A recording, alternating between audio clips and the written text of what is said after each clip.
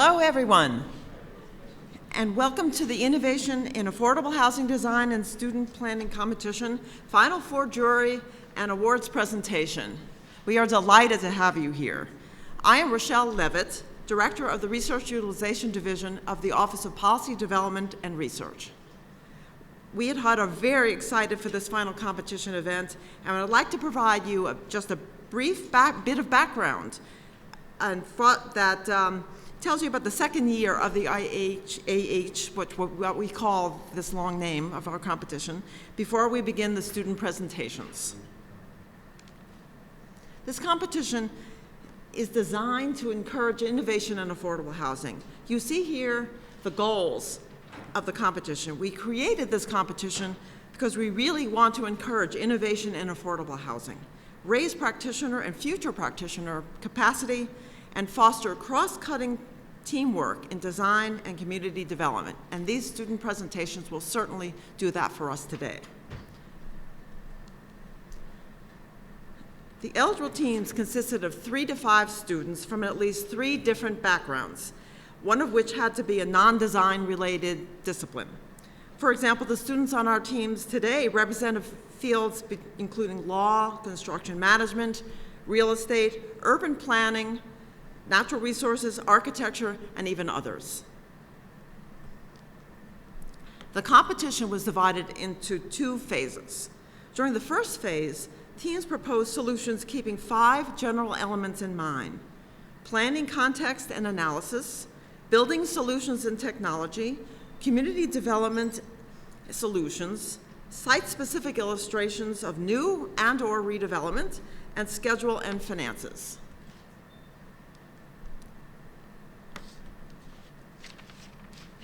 They proposed solutions in response to a project being undertaken by the Houma-Terrebonne Housing Authority, which you hear a little bit more later, which involves either new construction or gut rehab of an 11-story senior housing facility with 300 dwelling units called Bayou Towers. Bayou Towers was first completed in 1971, and you can see pictures of the building on this slide. Phase 1 submissions were evaluated by a jury of 5 experts in the field. And if you all see, the jury is sitting in front of us.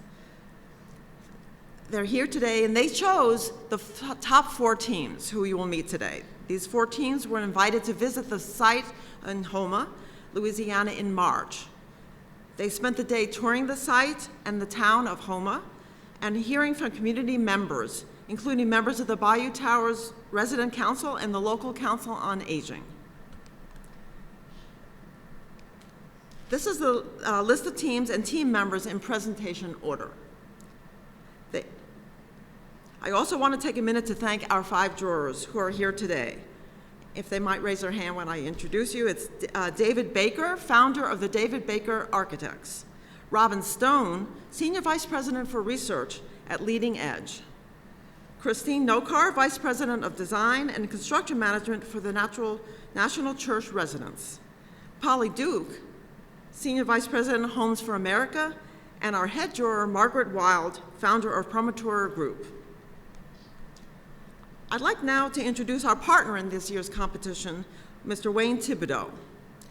He's the Executive Director of the Houma-Terrebonne Housing Authority, and Wayne will provide a little bit more information about the site and the town of Houma. Come on up, Wayne.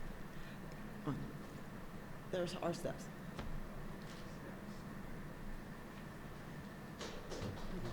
Thank you. Good evening. And really excited and happy to be here. Really excited that our facility entered and was selected in this competition. Houma, Louisiana, is about 57 miles southwest of New Orleans, Louisiana. Basically the industry of oil and gas, although we do have a rising retail industry. Bayou Towers was constructed in the area of 1969 to 1970, 1971. It is a 11-story, 300-unit senior development. The brick and mortar appears to be in good shape, but the infrastructure is failing. The sewer collection lines, the water lines, and those kind of things are sort of scary at times when we have a a repair to be done, and you get to look at these lines and see the condition. So I thought when I learned of the competition, it would be an excellent opportunity to enter the Housing Authority name into the competition and then hopefully get selected, and we were. We were happy to receive the student and the design teams in Houma on March 17th, I believe. They all seem very interested, and we know that they have come back with something that we will hopefully take back to professionals, have a look at it, and then talk to HUD about how we get the money to redevelop the building. So we are pleased and excited about it. Glad to be here. The City of Houma is the only incorporated area in the parish of Terrebonne. The parish is 115,000 folks, and the city itself, the city proper, is about 35,000 people. So we have a consolidated form of government, a parish president and 9 council members. So the city really is irrelevant, except there is a city seat. Thank you very much, and I look forward to the end product.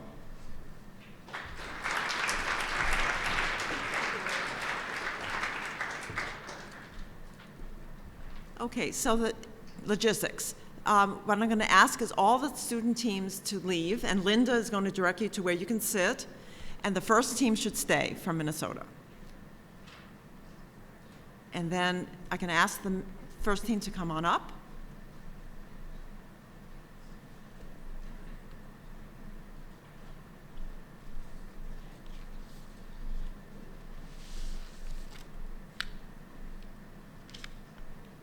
Okay, well, thank you.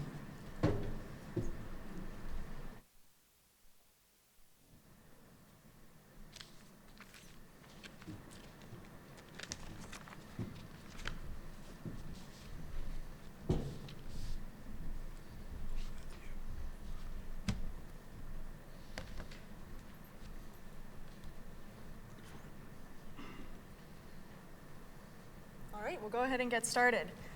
We are the University of Minnesota team, and we're excited to be here today to introduce you to Lagniappe Gardens, an innovative redevelopment plan that maximizes community assets and is rooted in inclusivity and accessibility. Lagniappe is a Creole term that represents the spirit of something given gratuitously or by way of good measure, like a 13th bagel in a baker's dozen. Lagniappe Gardens is born from the spirit of local hospitality and generosity. Before we begin sharing the details of our solution, I'd like to give the rest of the team an opportunity to introduce themselves. I'm Hillary Lovelace, a master's student of urban and regional planning. I'm Zachary Zweifler, a master's student of business administration. I'm Erica Brown, and I'm a master's student of urban and regional planning. I'm Jody Rader, a master's student of landscape architecture. And I'm Atticus Jaramillo, a master's student of urban and regional planning. As we are well aware, the need for affordable senior housing in our community is greater than ever. Understanding the need to see housing as someone's home rather than just 4 walls and a roof is what formed our development principles. That is, overall, our proposal defines housing as a place full of community and comfort. We saw the redevelopment of the site as an opportunity to maximize community assets, all while improving inclusivity, accessibility, and security for residents. In taking an asset-based development approach, we focused on leveraging 5 assets found both on-site and within the greater community. First, the park adjacent to the existing site, which we saw as an opportunity to maximize open space and promote active living throughout the surrounding neighborhood. Second, we saw a robust network of service organizations in the area and their role in maintaining the health of residents as an opportunity to create stimulating programming and activities. We build upon this principle throughout our design, which focuses both on active and passive recreation. With that in mind, we saw the third asset as being the numerous young people in the community and the close relationships that they have with their grandparents. In Terrebonne Parish alone, about 6.8% of grandchildren lived with their grandparents. That's higher than the state average and almost twice the national average. These relationships generate the demand for intergenerational opportunities and inclusive community spaces within the Houma community. Throughout our site visit, we also witnessed a community that values independence and security. We proposed a site that accommodates the needs of seniors and organically incorporates safety features. And last but not least, one of the greatest strengths we saw in the community was their commitment to generosity and the spirit of giving. We saw this during our site visit when we witnessed the community rehabilitation of a local church, or by hearing from the town's recovery after natural disasters, both of these being examples of Lagniappe in action. Our concept stems from the simple conclusion that Houma is already a great place to live, and as such, a successful redevelopment plan builds upon the latent potential within the community. We'll move to the next slide now. We'll walk you through the stages of our development, moving left to right as we progress forward in time. When visiting the site last month, one of the things we heard most clearly from residents was the difficulty associated with moving, most recently for an evacuation during Hurricane Gustav. In order to avoid the stress of relocation between Bayou Towers, temporary housing, and then Lagniappe Gardens, we are proposing a land swap with the park that allows for staged development and lowers the cost of relocation. The existing site contains Bayou Towers, an 11-story residential building surrounded by surface parking, which covers the majority of the 3.96-acre site. Adjacent to this is Moss Street Park, which is mainly comprised of mowed turf and a basketball court in need of repair. Both sites are scattered with beautiful live oak trees. In the first phase, Bayou Towers will remain occupied with residents while Lagniappe Gardens is being constructed. Simultaneously, the basketball court will be resurfaced along with the installation of recreational courts in the existing park space. When construction of the new residential complex is complete, residents will move into their new home, which has been carefully sited to preserve all of the existing live oaks.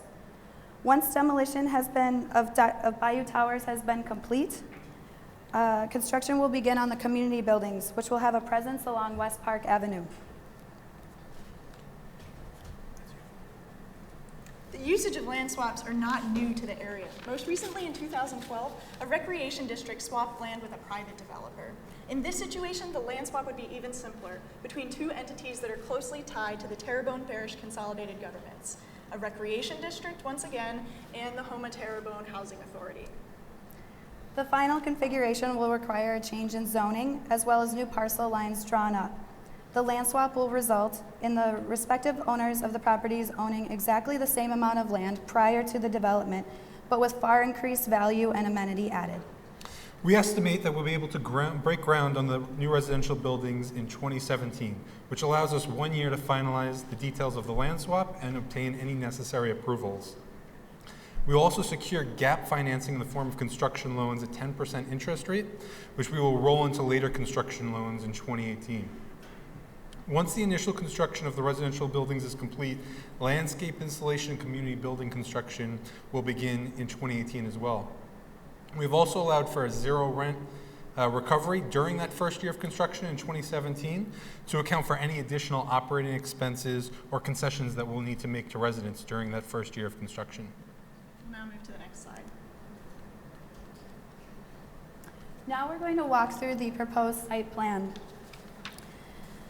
Health and intergenerational activity were main drivers for design decisions throughout the entire project. The northern park area has been completely dedicated to active recreational activities. A soccer field sits alongside the existing basketball court, and newly installed pickleball courts, bocce courts, and shuffleboard decks are also installed. Ample seating is provided throughout, setting the scene for larger sports events and weekend days and tournaments. New trees are planted alongside the road. These serve both for shade and beauty and also to deter parking along the park, which happens currently. A parking lot dedicated for park visitors, along with building for public restroom facilities, a storage shed, and covered dumpster area mark the transition from the public park to the residential complex. Here, all of the residential parking has been located directly underneath the structure above at grade. This serves a number of purposes. First, it significantly reduces the site coverage of impervious surfaces, which will improve site drainage and water quality. Secondly, piers placed along the perimeter of the structure will serve as breakaway walls, which will also hide parked cars, increasing the quality of the pedestrian experience along Scott Lane. Finally, this arrangement provides a means for controlling access to the residential areas above. All access to the residential units is through a secured lobby, actually there's two of them, with staff security at both. Retractable gates will be installed at parking entry points as additional means for building security, while eliminating the need for high fences and barbed wire, which currently surrounds Bayou Towers. A variety of outdoor spaces are created around the residential complex. An open patio with access from the street is intended for cookouts and gatherings. A covered space is intended for more intimate gatherings. All spaces throughout the site are connected through a series of curvilinear winding paths at grade constructed with crushed Class 5 gravel for accessibility. Over 1 mile of combined shaded paths exists throughout the site, creating an incredible opportunity for residents to reap health and social benefits of daily walking. Alongside the paths are many places for sitting that are shaded, as well as community garden plots with a combination of raised and at-grade beds. The paths ring a series of rain gardens, which have been seeded with native wetland species to include flowering plants for visual interest. These will further increase the porosity of the site for stormwater while creating a unique landscape for traversing, as well as lowering yearly maintenance costs. Next slide. Here, we've zoomed into the community buildings along West Park Avenue at the southern edge of the site. Because these spaces will be utilized by both residents of Lagniappe Gardens as well as local community members, we felt it important to design spaces with a welcoming front porch feel to reflect Southern hospitality and culture. As you can see, we've designed both indoor and outdoor gathering spaces, increasing the variety of activities and programming available to both residents and community members.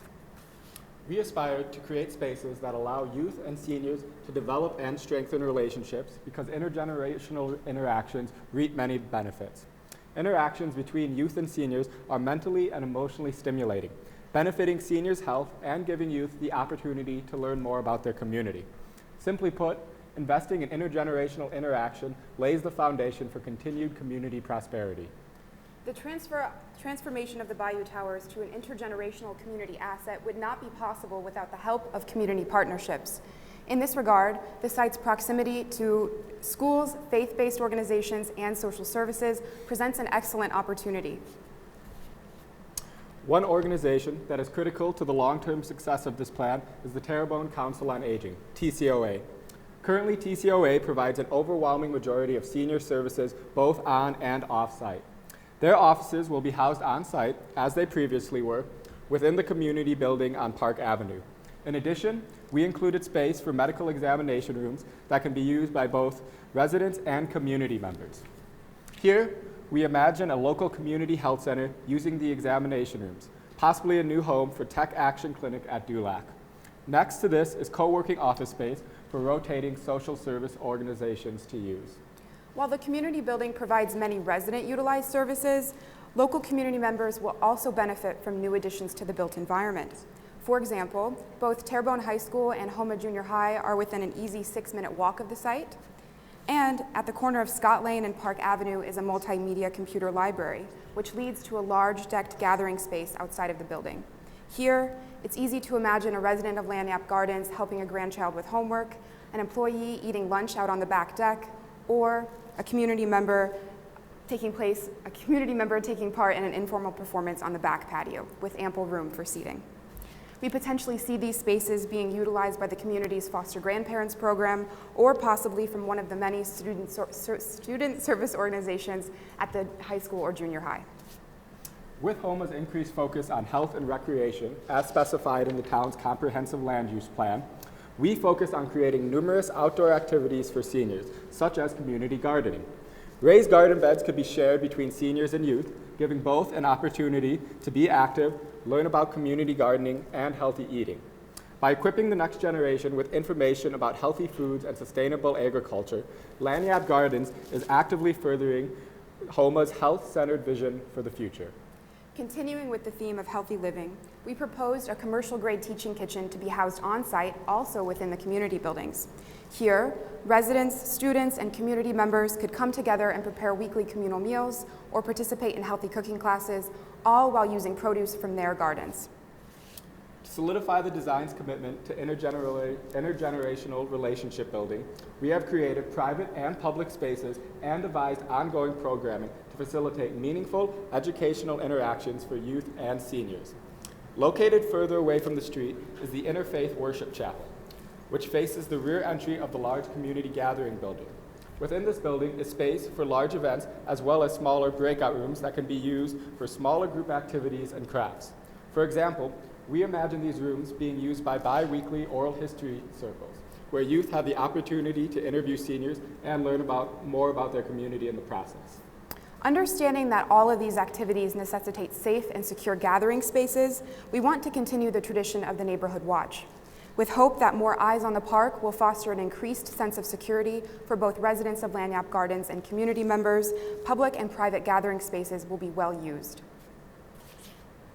Next slide, please. Okay. The residential complex is comprised of 3 buildings of 8, 7, and 6 stories of residential units. This is a floor plan of the 7th floor, showing the rooftop terrace above the 6th floor below.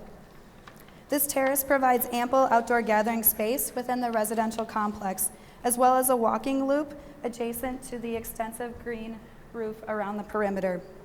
An array of solar panels on the terrace could potentially generate enough electricity to light and power the common areas throughout the complex, which include indoor gathering areas, 2 elevator and stairway corridors, and laundry facilities on each floor, as well as exterior lighting. The unit arrangement contains a series of single-loaded shotgun-style apartments. The long, narrow units with operable windows on the east and west sides take advantage of prevailing breezes during the spring, summer, and fall. The staggered arrangement allows for smaller communal spaces to be created to foster gathering amongst residents, as well as spaces for visiting family members to get together. By creating indoor, outdoor, large, and small gathering spaces throughout the complex, residents will have a wide variety of options for building and maintaining relationships. Entrance to the resident is limited to 2 locations at ground level, both of which are in direct view of staff security. Views from the porches and from each unit cover the extent of both park spaces, increasing security throughout. Deep roof overhangs provide ample shade for each unit, as well as set up a front porch condition for each floor. All of the units will be heated and cooled independently with through-wall ductless systems. This allows for maximum control and independence for each resident and decreases energy use in vacant units. There are 176 efficiency units at 500 square feet, 103 one-bedroom units at 675 square feet, and 15 two-bedroom units at 775 square feet. Going far above the requirements, 100% of the units have been designed to comply with the 2010 ADA standards. Standard kitchen and bathroom arrangements allow for the possibility of modular construction methods. By creating a variation in the orientation of each unit type, each apartment has an independent identity. Now, Hillary is going to explain how we're going to pay for this. On the last slide. During this era of disinvestment, financing for affordable housing has often been pushed to local economies, even though federal funding sources remain the most reliable. In the funding piece of our solution, we have focused on local sources and included both traditional and innovative ideas to leverage currently available funding opportunities for both the community and residential spaces. Funding for the construction of new park materials and landscaping will come from grants, Entergy, a local utility provider, and the CELI Fund of the Greater New Orleans Foundation. Financial resources for the community building will come from 2 sources, social impact bonds and community development block grants. We also anticipate that religious groups and civic organizations will chip in both money and sweat equity. Social impact bonds are grounded in the idea that upfront spending on preventative measures will save local governments money in the long run. Our solution incorporates a medical facility on site and structural components that aid healthier living to lower emergency response costs.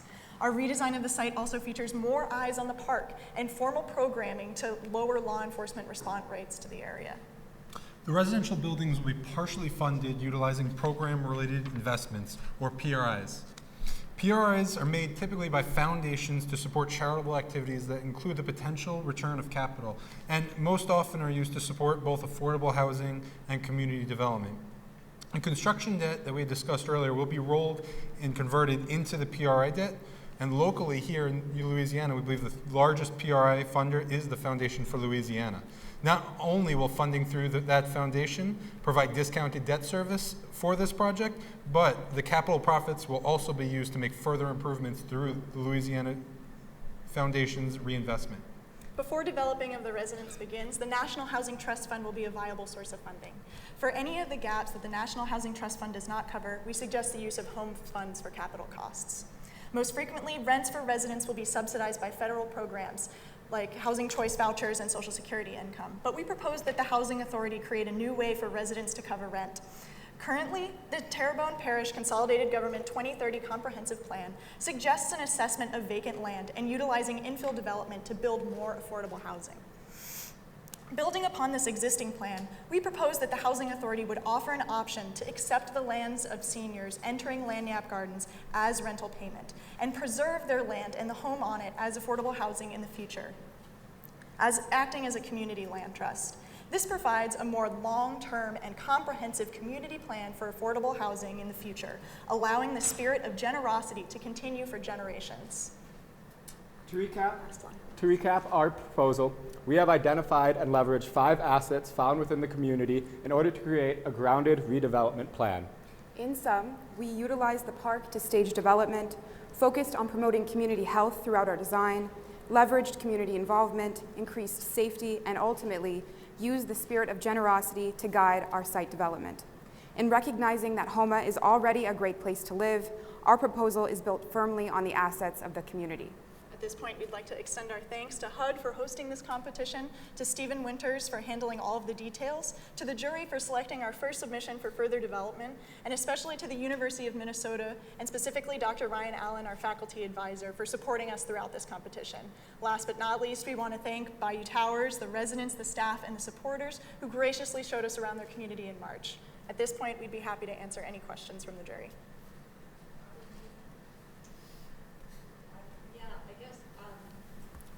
This was great. How fun to be able to do this. I actually have a question before I also have another comment. And the question was, the residents. Did you get the sense of the kinds of residents who lived in the property? Anybody, as you were interviewing? So I'm going to ask Racial you to and clarify. ethnic diversity. Right. What was the We distribution? met the resident council while we were in Houma in March, and so we met people who were kind of the governing and decision-making body within the group, and I would say that that was pretty spread, both by race and by relative ability and age, as far as we can tell, but we didn't ask them how old they were. Right. Does that answer your question? Yeah, it does. Do you also have a sense of the medical entities around the neighborhood? Hospitals, clinics, what exists now? Yeah, actually. If we could go to our first content slide. slide, which would be the second one. There we go. Yeah. So on here, we identify the Terrebonne General Medical Center. There's also, as we mentioned earlier in our plan, the center at Dulac. They are currently in a building further across town, but we think it makes more sense for them to be closer to the senior residents. Does anybody have anything they want to add to that? I think I saw a building right next to the site actually that used to be providing services, but it looked like it was no longer in use. And do you know if the seniors are using that medical center? That's not something I asked specifically. Okay. Okay, thanks.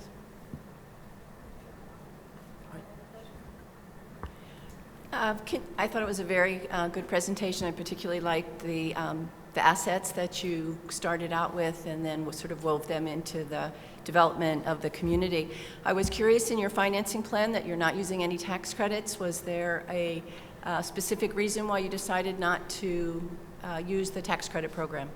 We actually felt that the PRI provided better return for us. So it was going to be actually lower cost to use the PRI program from our analysis of other projects in Louisiana than it would be to use LIHTC or any other form of credit.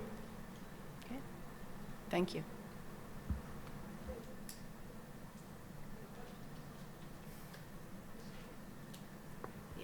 I really like the idea that you were trying to react to the residents not hating to move, and I would agree with that in my experience. But I wonder your choice for locating the common sort of community spaces, so to speak, the medical center, and why you chose to kind of push that farther away from where the residents actually reside. Can you talk about that a bit more? I think one of the reasons that we decided to do this and have the community center fronting on Park Avenue is because that is closer to the rest of the existing community. We wanted an area that brought in everyone from the community as a center for seniors to interact with everybody else. And the location of that, I think, gives it more visibility to the entire community. Does anyone else have anything they'd like to add to that? I mean, I think the biggest thing is to realize the distance that we're talking about when we're dealing with that relocation is it's the same distance between the front entrance and the parking lot today. So it really wasn't that big, and especially with all the improvements that we had added with the paths, we felt like that would be a very, a seamless connection. I think it's about a 1-minute walk from the residential complex to the community buildings on the frontage road, and hopefully an enjoyable 1-minute walk. And then I had one more question. Your choice of kind of creating a plinth up at the, or I guess you'd call it a porch, up at the kind of community building area. Can you talk more about that decision? Sure, I would love to. Can we go back to a slide that's perfect. A number of us have spent quite a few years living in the South, and the idea of a front porch is paramount. You have to have one. And being able to construct a deck that can connect the buildings as a community gathering space, but also connect the existing trees. These are actually live oak trees that exist on the site right now, and they're beautiful and mature, and they've survived a number of hurricanes. And so the deck would be built around them, similar to a vernacular style called a shoe fly, and that's pretty well known in this area. And the idea is that the plinth would be approximately 18 inches off the ground, which would provide additional seating around the edges, but it would still be able to be accessed through quite a few different ramps at a 1 to 20 slope. So it kind of serves a dual purpose as a place to sit on and also a place to sit around the edges and sit underneath the trees. Does that answer your question? I'll just have one since you stole one of mine. I saw her looking over here. Excellent presentation. Thank you very much. So what would you say is the most innovative about your project? I think I'll start off by giving one thing and then I'll open it up to other people to chime in. But I think the most innovative thing about our project is that we built exactly from the strengths that Bayou Towers and the surrounding Homa community already has. We didn't create something that can be plopped in anywhere. This is specifically for Homa and the Bayou Towers community. Jody, would you like to? Yeah, I think to piggyback on that too, to use the adjacent site as kind of a landing ground for construction, and also being very site specific is probably the most innovative part of our proposal. And understanding that change, even if it's for a couple years, for people to move and then move back, is actually really important to consider. And what do you think did you want to add to that? Anybody over there? What do you think the probability of a land swap is? Because we have already seen it happen in the community with a recreation district, we think that the local recreation district, which is Recreation District 11, Wayne, would be pretty open to the idea. The park is currently, it looked pretty underused. There's a high fence surrounding it.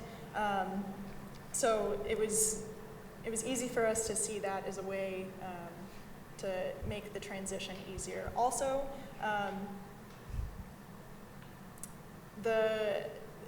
one of the things that the housing authority would kind of give in kind for the use of the parkland while it's being constructed is the work of getting the grants to update the park space that will remain in the hands of the recreation district afterwards. Okay. Yeah, go ahead, Robin.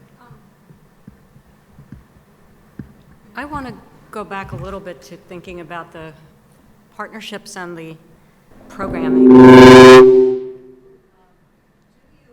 Did you talk at all when you did your site visit with the residents or with any younger people around the engagement that currently exists intergenerationally.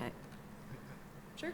So I think, Can you talk a little bit about that? Yeah, I mean, I think we had heard that it was extremely prominent. I mean, to me, and there's always Mr. Sherman was actually the president of that council, and he had talked a lot about the dynamic divas and dudes, which is a group that was ranged from 3 months to 27 years that came in at least twice a month to do events. And he was telling us a lot, him and the other residents were actually telling us about all the events they do, that they do bingo where they bring, young folks in, at least once or twice a month. They go on field trips. I think I was kind of jealous. They went to an old refinery that had actually been converted to a museum, and they did that regularly to go take folks into, because a lot of the residents had actually talked about their history on that, piece of equipment, and that was, I think, part of our kind of, desire to have that oral circle, is to be able to talk more about what they had done, what brought them, because I was really amazed by some of their stories. It was really incredible. I don't know if you all want to add more. I would piggyback off of that. Everything Zach said is absolutely correct, but in addition to that, we did speak with the director of TCOA, the Terrebonne Council on Aging, just to make sure we were headed in the right direction and to see if there were other opportunities currently available for these types of intergenerational interactions. And it seemed like this was not necessarily something that was completely lacking, but definitely an opportunity was available to build on those relationships and make them stronger and foster areas for that to happen. Great. Well, thank you very much. We've hit the time limit, so we thank you for being here. And a great presentation. Thank you.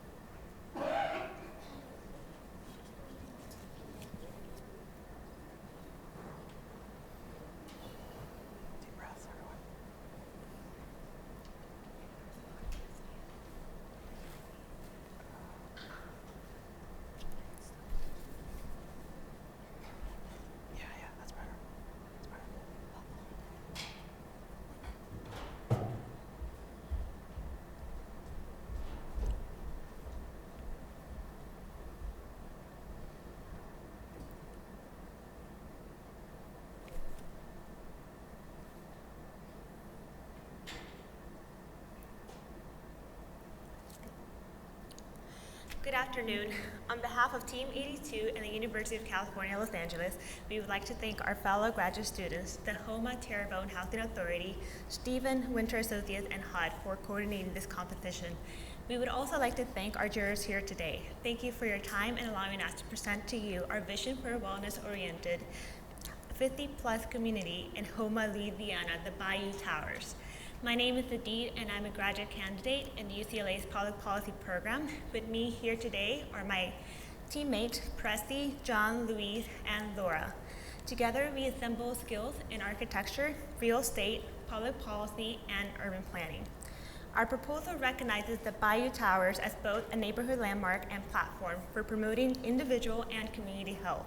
Our vision for this project aims to span the conversation between healthcare and housing providers who can both benefit from the alignment of common goals and interests. This innovative partnership allows for Medicare funding to be invested in housing for a more effective and cost-efficient service delivery, leading to reduced overall healthcare costs for both providers share in the savings. This project promotes a holistic approach to meet the needs of the HOMA community and enhance the health of residents, the neighborhood, and the environment. The next slide.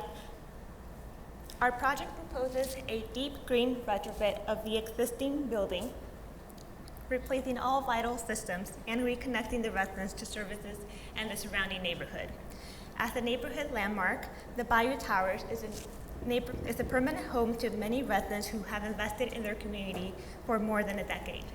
We want to honor this deeply rooted community and integrity of the building by modernizing it to serve the health and social needs of the residents. Can you advance the slide?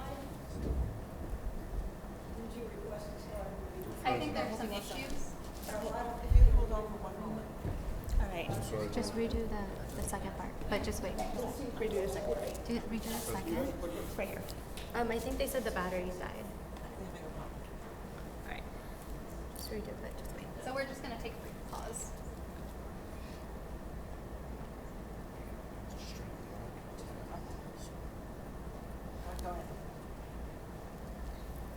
All right, I'll redo the second.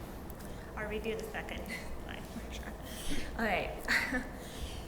Our project proposes a deep green retrofit of the existing building, replacing all vital systems and reconnecting the residents to services and the surrounding neighborhood.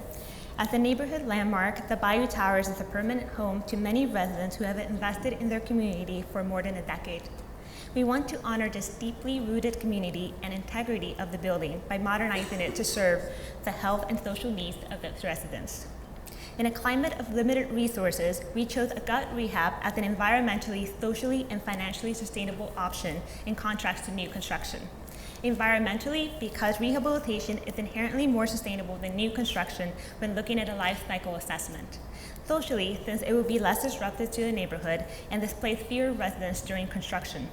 Financially, because with the installation of new solar energy systems, maintenance will be efficient and operating costs financially sustainable. Homa's 50-plus population will be increasing by more than 50% in the next 20 years. Coupled with this is an increasing demand of healthcare services. The community struggles with management of chronic diseases such as diabetes, high blood pressure, and cardiovascular disease, issues exacerbated by an obesity rate of nearly 40%. The most influential determinants of health are social and environmental factors. Therefore, our proposal creates an integrated wellness strategy by promoting preventative health care, active lifestyles, and fresh food options. These are connections to outdoor living space, an edible garden, a play space to encourage family visits, and partnership to offer health care and stimulating intergenerational programming. In addition, we propose strategic partnerships with nearby schools, healthcare facilities, and the Parks and Recreation Department, shown in the amenity map on this slide. Pressy will now discuss about the services and programming. Thank you, Aditi. As you can see, our floor plan has kept all existing 300 units with a mix of studio, 1 and 2 bedroom layouts. Bayou Towers offers services on the first floor to promote integrated wellness, addressing social, physical, and mental well-being. Our top rendering and the rendering to the right show our indoor and outdoor flex spaces.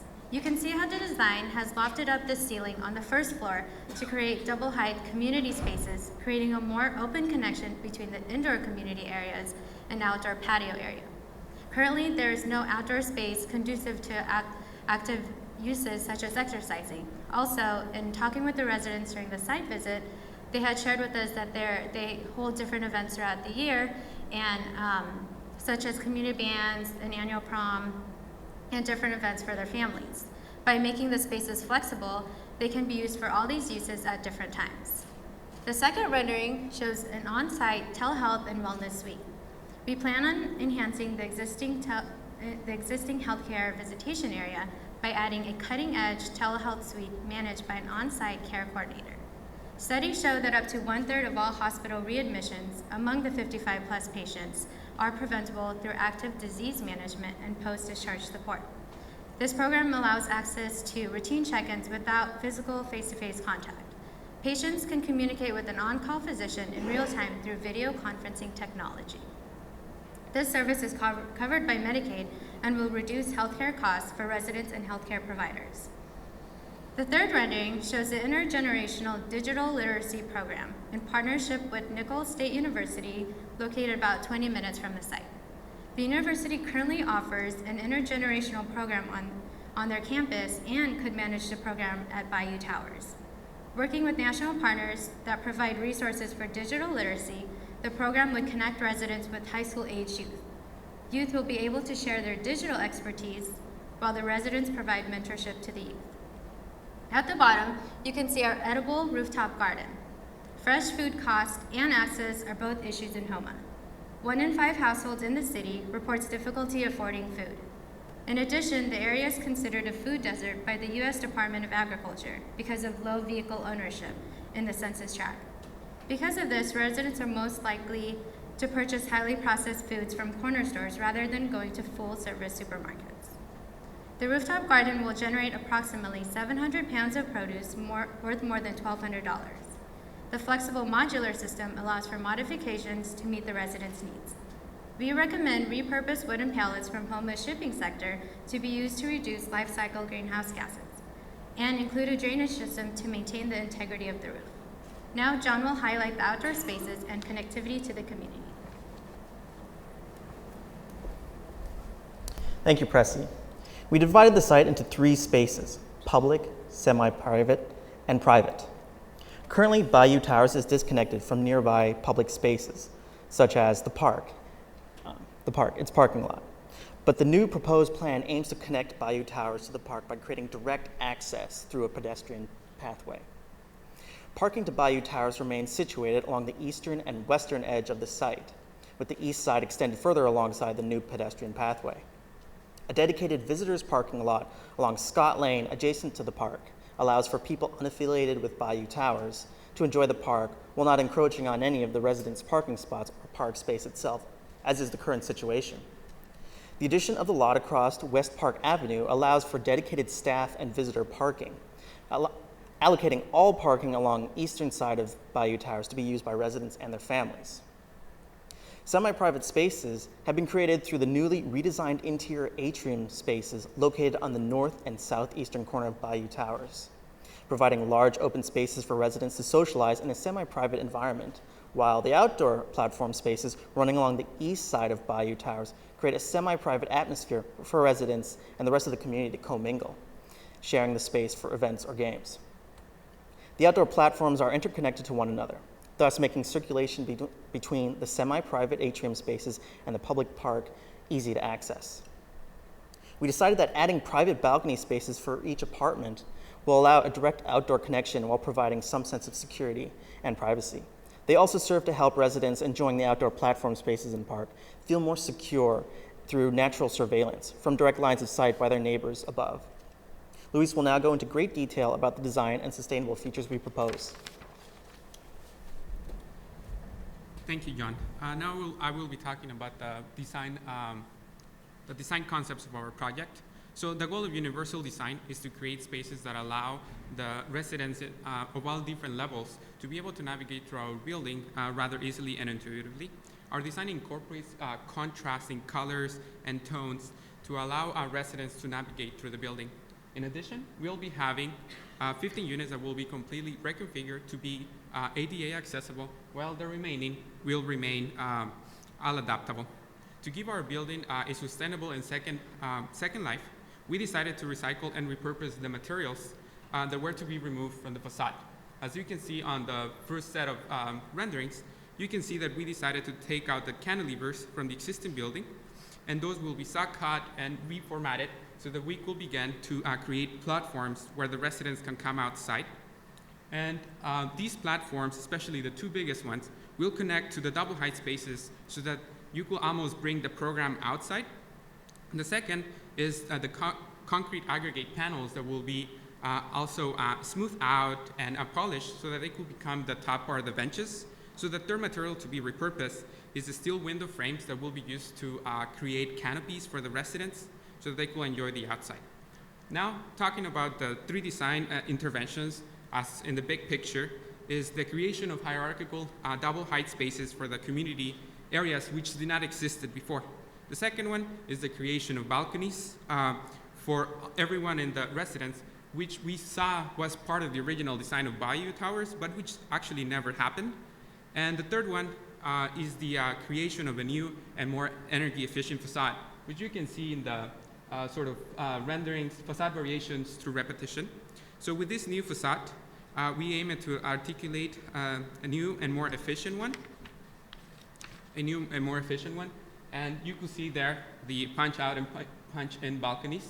And on the very farther end, you can see the clip-on, how the clip-on balconies adjust to the structure.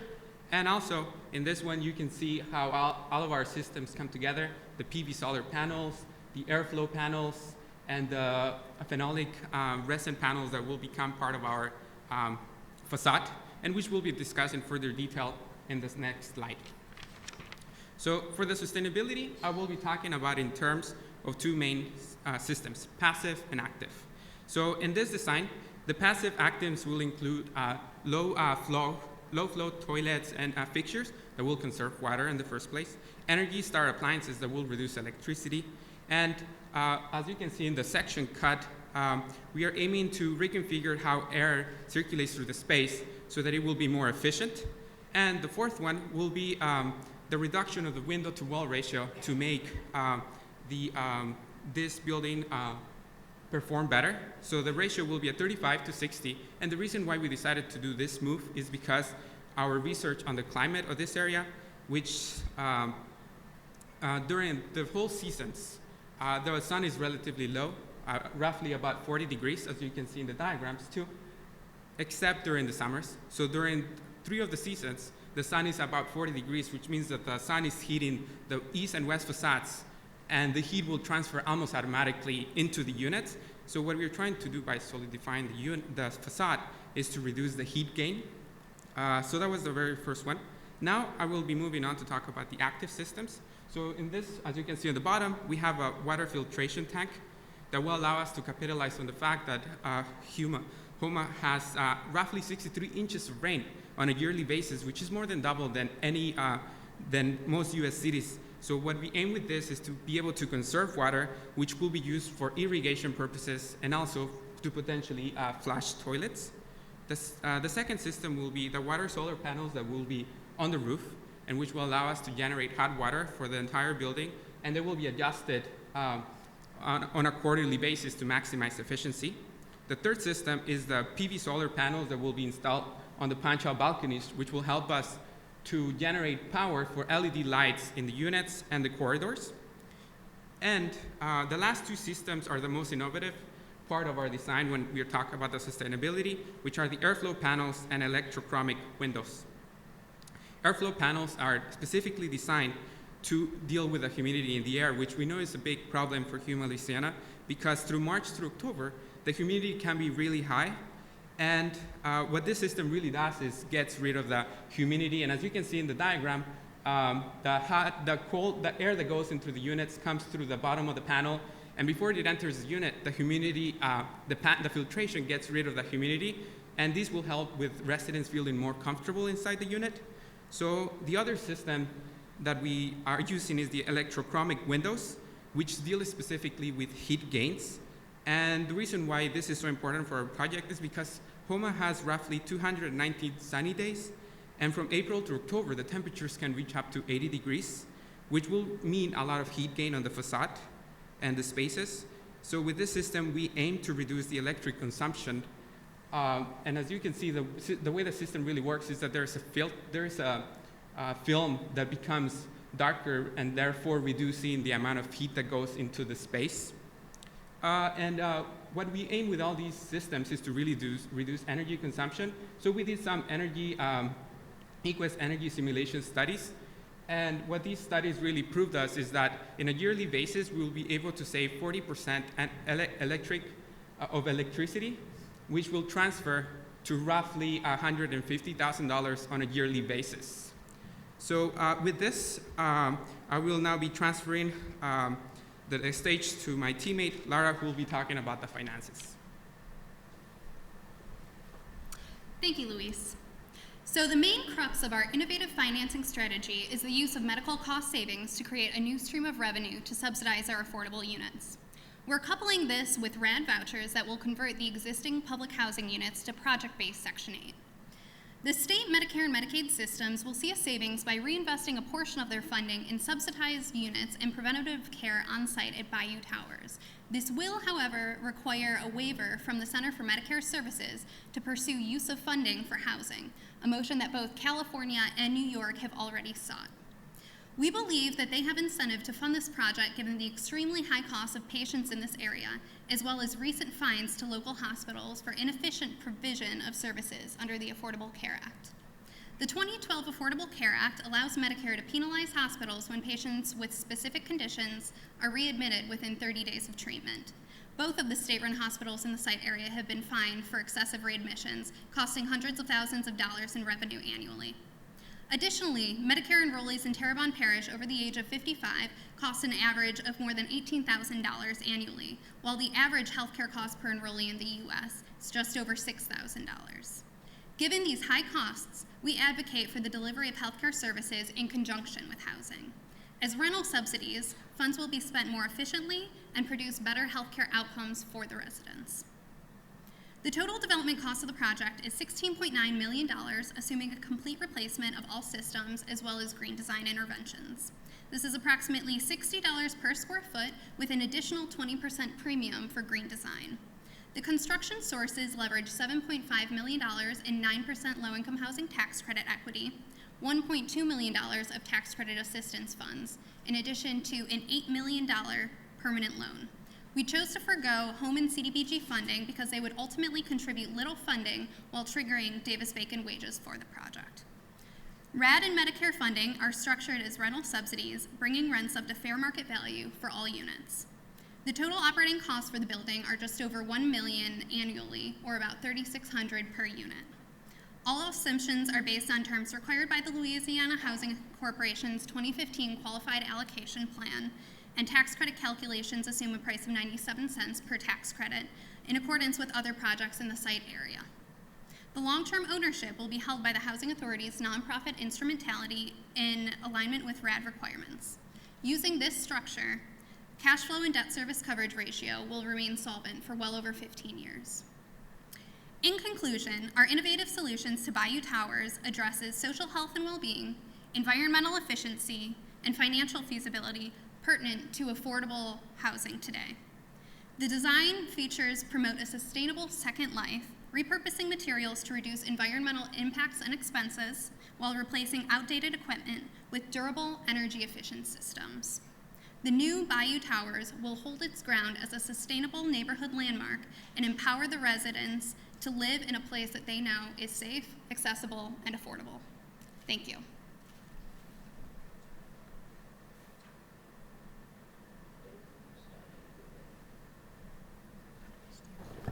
Hello.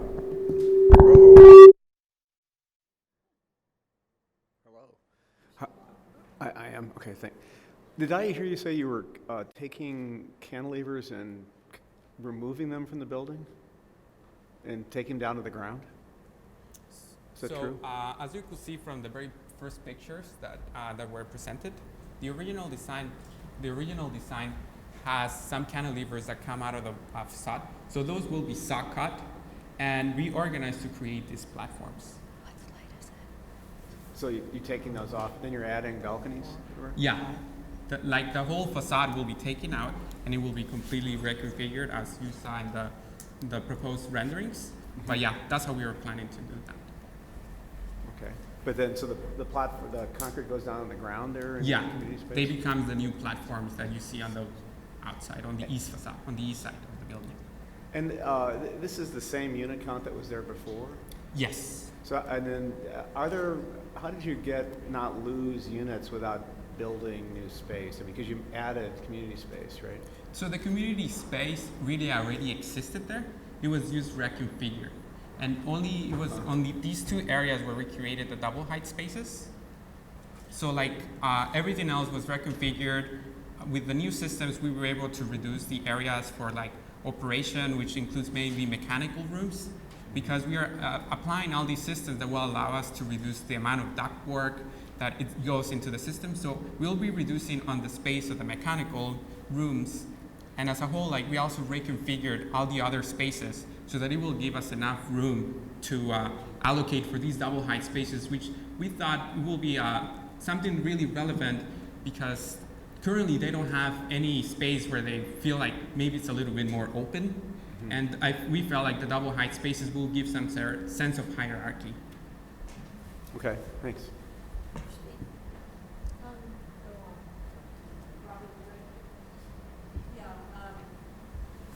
So I think it's interesting to think about the use of Medicare and Medicaid dollars to pay for housing.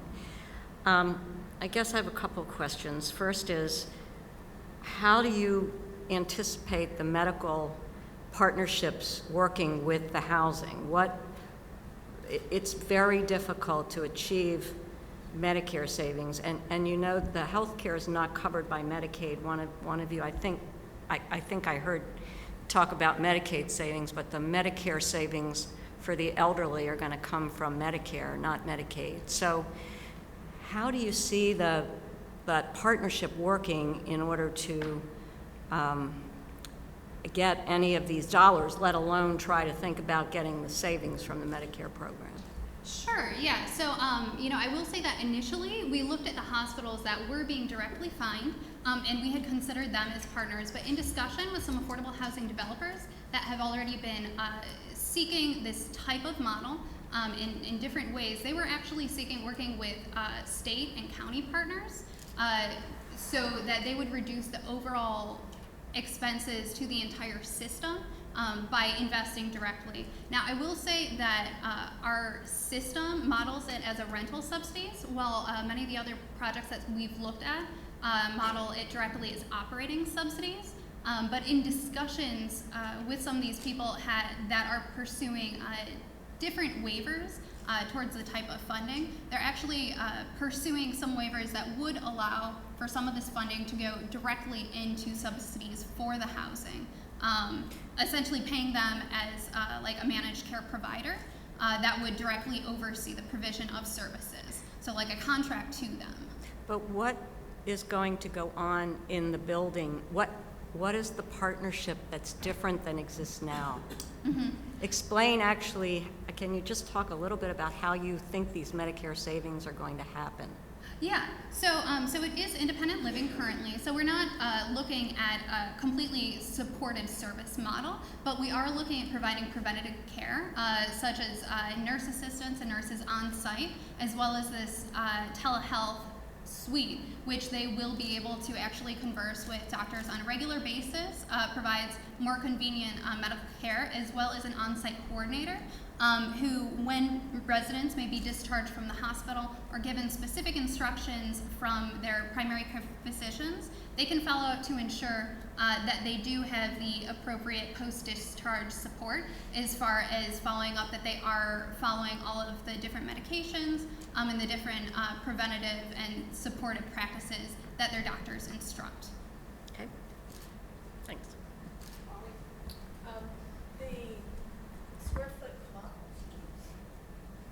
The square foot costs, how are they determined for the construction of the property? Sure, yeah, so we actually have, there's an online database that does square foot cost calculations, and we did look at that for a rehabilitation construction project. We included the different systems that we would be using, so there are a variety of maybe 20 or 30 different line items that we did include in that cost. And then on top of that, we added an additional 20% premium for some of our green calculations that weren't able to be calculated per square foot. Did you find this square foot cost consistent with what is being constructed in Louisiana now? Higher or lower? Most of the construction costs that we have found in Louisiana are new construction. So there weren't a ton of comparable things, but we did look at different location factors. So for labor estimates, actually it's about a 0.86 location factor in the nation, and we did look at rehabilitation projects. In the cost estimator, it provided about 20 different cities, and so we went with the one that was most close in comparison to Houma, Louisiana. Thank you. Mm-hmm.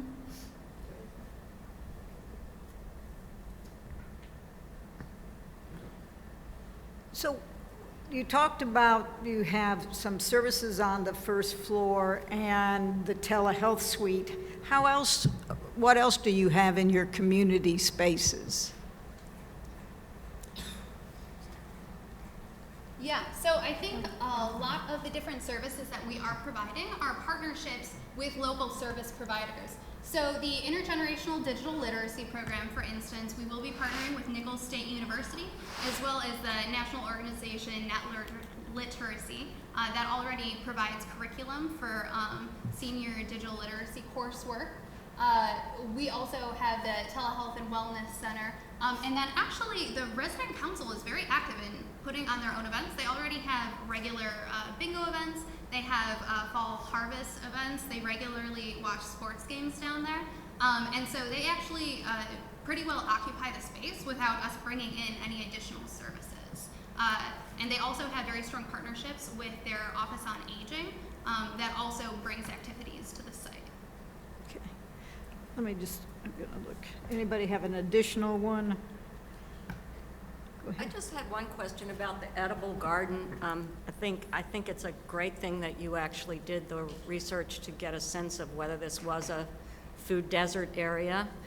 I think this is a really important question.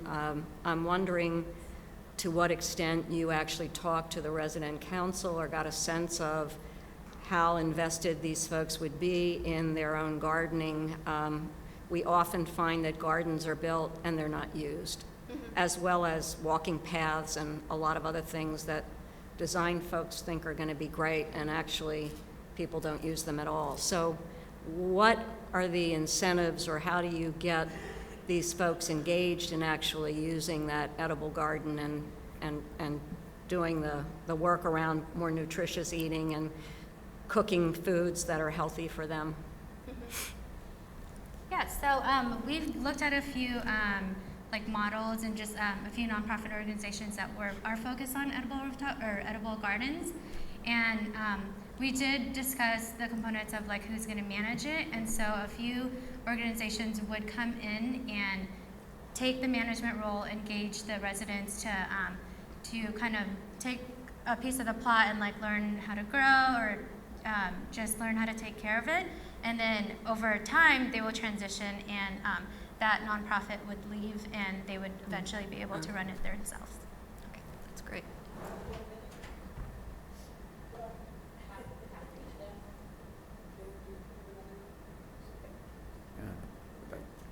Yeah, so you have gardens on the roof and on the ground? Is that what I'm seeing? Is that a garden on the ground as well, or just on the roof? The edible garden will be only on the roof. On the bottom levels, we are going to have landscape with like native trees and plants. So the bottom is more like a community open space. The rooftop garden is more of a private space that will be only accessible to the residents, so that they could grow their own plants and the kind of products they would like to eat. Thank you. Thank you.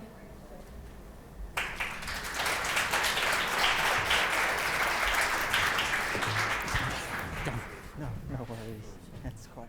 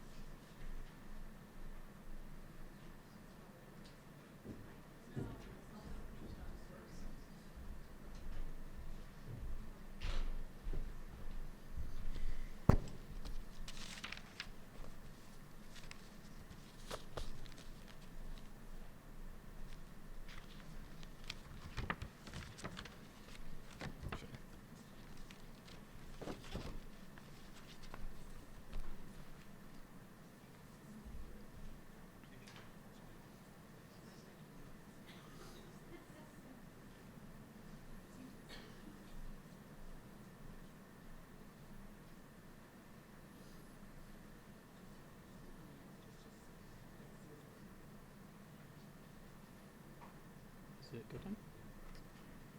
So. Wait for them to stop. Wait for them to stop.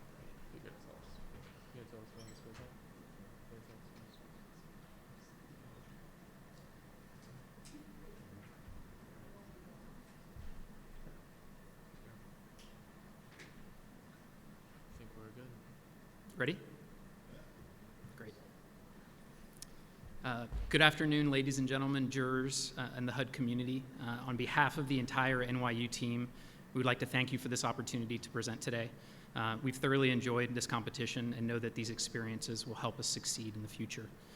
As our team represents 3 different programs at NYU's Shack Institute, this project has challenged each one of our skill sets, prompted collaboration to support a resident-first approach to address senior housing challenges. My name is Konstantin Kaludis. This is my teammate, Matthew Jupin. Rounding out our team is Chris Hayner, and Pete Iovanella, and Michelle Goober. Additionally, we want to introduce guest members of our team, hypothetical honorary Bayou Commons residents, Lucille and Joe Thoreau. As we introduce our solution, we're going to be bringing our features and services back to Lucille and Joe, who are our model tenants. Our solution responds to several challenges in the market area: affordable housing stock in Houma, intergenerational poverty, and access to resources. In Terrebonne Parish, poverty impacts seniors and small children the most. 10% of all residents in Terrebonne are low-income seniors. 1 out of every 3 children in Houma live below poverty. While the economy is strengthened due to manufacturing jobs, stable housing remains a critical issue. When developing our solution, 3 themes emerged to appeal to senior residents of Houma: identity, a place that respects Bayou culture, the outdoors, and Louisiana's heritage; connectivity, a place that connects seniors to the wider Houma community, including small children; and support, a place that fosters senior access to resident services, community building, and a place of belonging. Bayou Commons creates a social solution through real estate redevelopment and innovative public partnerships. This mixed-use community anchor site will offer long-term affordability, on-site resident services, on-site early childcare for 40 children to break the reinforcing cycle of poverty, on-site retail supported by the tenants and the wider community, promote economic development through walkable streetscapes, job creation, and below-market commercial rents.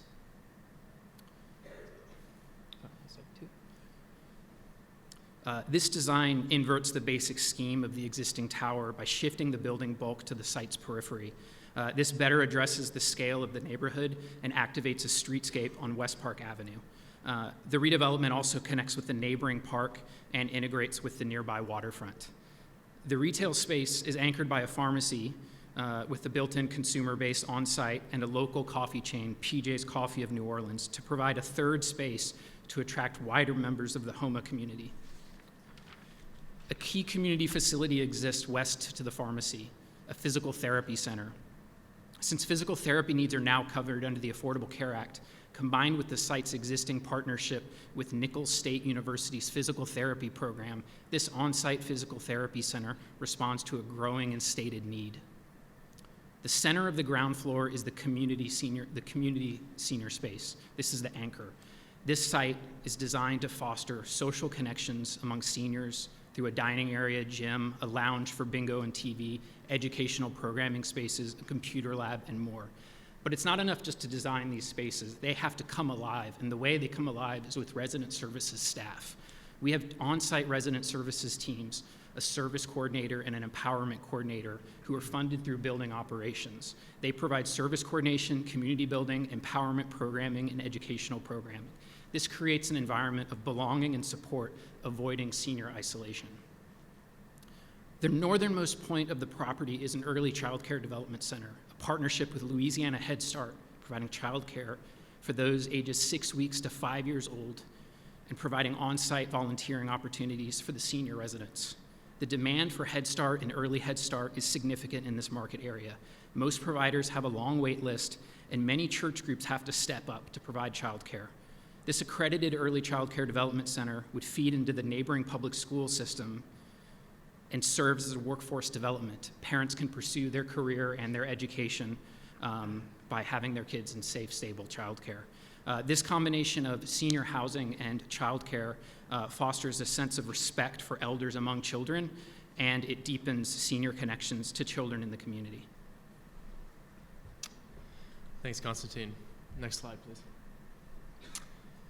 Over the next 3 slides, I'll walk you through how future residents Joe and Lucille will benefit from the many programmatic and site enhancements which come together at Bayou Commons. In this perspective, Lucille returns from a trip from the library and civic center, approaching the public side of Bayou Commons and vehicular entrance on West Park Avenue. There's something about the design of this building that reminds me of my childhood, she thinks. Lucille spots her husband, Joe, dropping a line in the bayou with their son, who likes to visit on Tuesdays. Joe was proud to be part of a community group that helped to restore the vacant lot and the adjoining bayou. Tuesdays are also po' boy nights for the food truck slot, a source of revenue that covers the modest upkeep costs of the parcel. On Saturday mornings, a farmer's market uses the space to sell fresh fruits and vegetables. Lucille continues on into the parking lot, passing the spots for retail customers and through the gate, which opens with her resident key fob. She is pleased that Bayou Commons offers so many car shares, as it allows her the freedom to run errands and connect with friends without the burden of maintenance. Meanwhile, her daughter-in-law is using PJ's Coffee to both study for the GRE and catch up with friends as they come to grab their coffee, fully utilizing the third space aspect of this establishment that is neither a work nor home. On his way in from fishing, Joe picks up his prescription at the pharmacy, remembering that it's tomorrow he will have his appointment with the physical therapist on the corner. Next slide. After parking, Lucille steps out of the car share and is welcomed into her home by a lushly landscaped courtyard. Beneath her feet, the porous asphalt draws water from the recent rain into the ground and native planted bioswales lining the courtyard. Walking past the planters, she smiles seeing the hard work pay off by her gardening club's efforts growing collards, tomatoes, and peppers for the season, not to mention helping to enhance the beautiful grounds. Walking towards the building, Lucille meanders through the garden, waving to friends perched on their balconies above, enjoying the fresh air and country lifestyle. Lucille also sees her fellow floor captains gathered around the retention pond, which is conveniently accessed by the resident lounge, dining room, and recreation room. Her friends remind her it's about time for the floor captain meeting, where residents use voice and choice to have an impact on the organization of Bayou Commons. Other days, she might participate in money management meetings, continuing education classes, or meet in private with a service coordinator to receive personalized support. Now, customers of PJ's Coffee Shop will have access to an enclosed patio overlooking the courtyard. This creates a visual connection between residents and the Houma community, while preserving the use of the space for residents only. Lucille welcomes the soft chatter as she walks by. Looking east and north from Scott Lane, you can see how the cul-de-sac serves 2 purposes. It provides a clear pickup drop-off point for one of the Office on Aging's 10 shuttle vans, and provides a safe pickup drop-off for the small children and parents. This official main entrance for residents and children further emphasizes the access to the neighboring park and its trail, providing context for both seniors and children. It's 5 o'clock now, and Houma Head Start prepares to wind down and prepared for child pickups. Joe volunteers there on Tuesdays, helping to chaperone the playground area. He waves to a few of his pals at Bayou Commons, who appear to be on a stroll to the newly installed gazebo on the north end of the adjacent city park. Where once residents would have to walk out onto the street to access the park, now they can safely pass through the gate at the center of the grounds using their key fob. Joe knows at least a few seniors who have grandchildren at the daycare and take advantage of the proximity and chance to spend time with them. Now, our proposal calls for high levels of resource efficiency, beginning with the building's architecture, which invokes the Creole vernacular, which evolved over centuries of living in subtropical Louisiana. Recessed balconies and operable shutters both reduce the HVAC system's energy load and increase the quality of life for residents. High ceilings with installed ceiling fans improve ventilation, humidity control, and natural light. The roof is light in color, reflective, and built with extended overhangs to provide shade and water drainage. Thermal solar panels on the south and west sides of the roof will transfer the sun's energy into hot water, significantly reducing the average unit's energy use. Not stopping there, our design proposes building Bayou Commons to a passive house standard in what would be the largest passive house apartment building in the Americas. This standard was used to estimate our design's energy usage and achieves phenomenal energy savings by maximizing thermal insulation and minimizing thermal bridging, installing low U-value windows, maximizing roof overhangs and solar shade devices, using energy recovery ventilation, and maximizing air tightness in the building envelope, except where air exchanges are desired. Through economies of scale, the passive house construction cost premium is only 3 to 5% and yields a staggering 80% reduction in energy usage. In order to reduce water use and protect the bayou ecology from stormwater runoff, our landscaping plans include a porous asphalt surface lot bordered by bioswales that filter stormwater into a retention pond. This water is then further filtered and recycled for gray water usage in toilets, which use about 25% of the building's water. Using the EPA's Target Finder application, we've estimated that compared with a median independent senior living building of the same size in this location, our design would use 6.5 million megawatt hours per year less in source energy, or the total energy used to generate and transmit the property's energy load. To put this into perspective, we've used the EPA's greenhouse gas calculator, which takes into account the energy sources of a particular area, to find that our reduction in energy source is the equivalent of over 600 single-family homes worth of greenhouse gas emissions. In terms of construction techniques, Bayou Commons will utilize cost-effective practices using prefabricated materials, pre-engineered hollow core floor slabs, and prefabricated wall systems. These offer significant cost savings and also the increased quality control that can come from a factory setting. Now, considering that residents will transition as they move through their golden years, our unit designs allow for aging in place. This can primarily be seen in the kitchen and bath design, where lower height kitchen appliances, fewer wall cabinets, and more drawers as open space in the kitchen support functionality as the resident ages, and larger bathrooms accommodate sitting and wheelchair accessibility.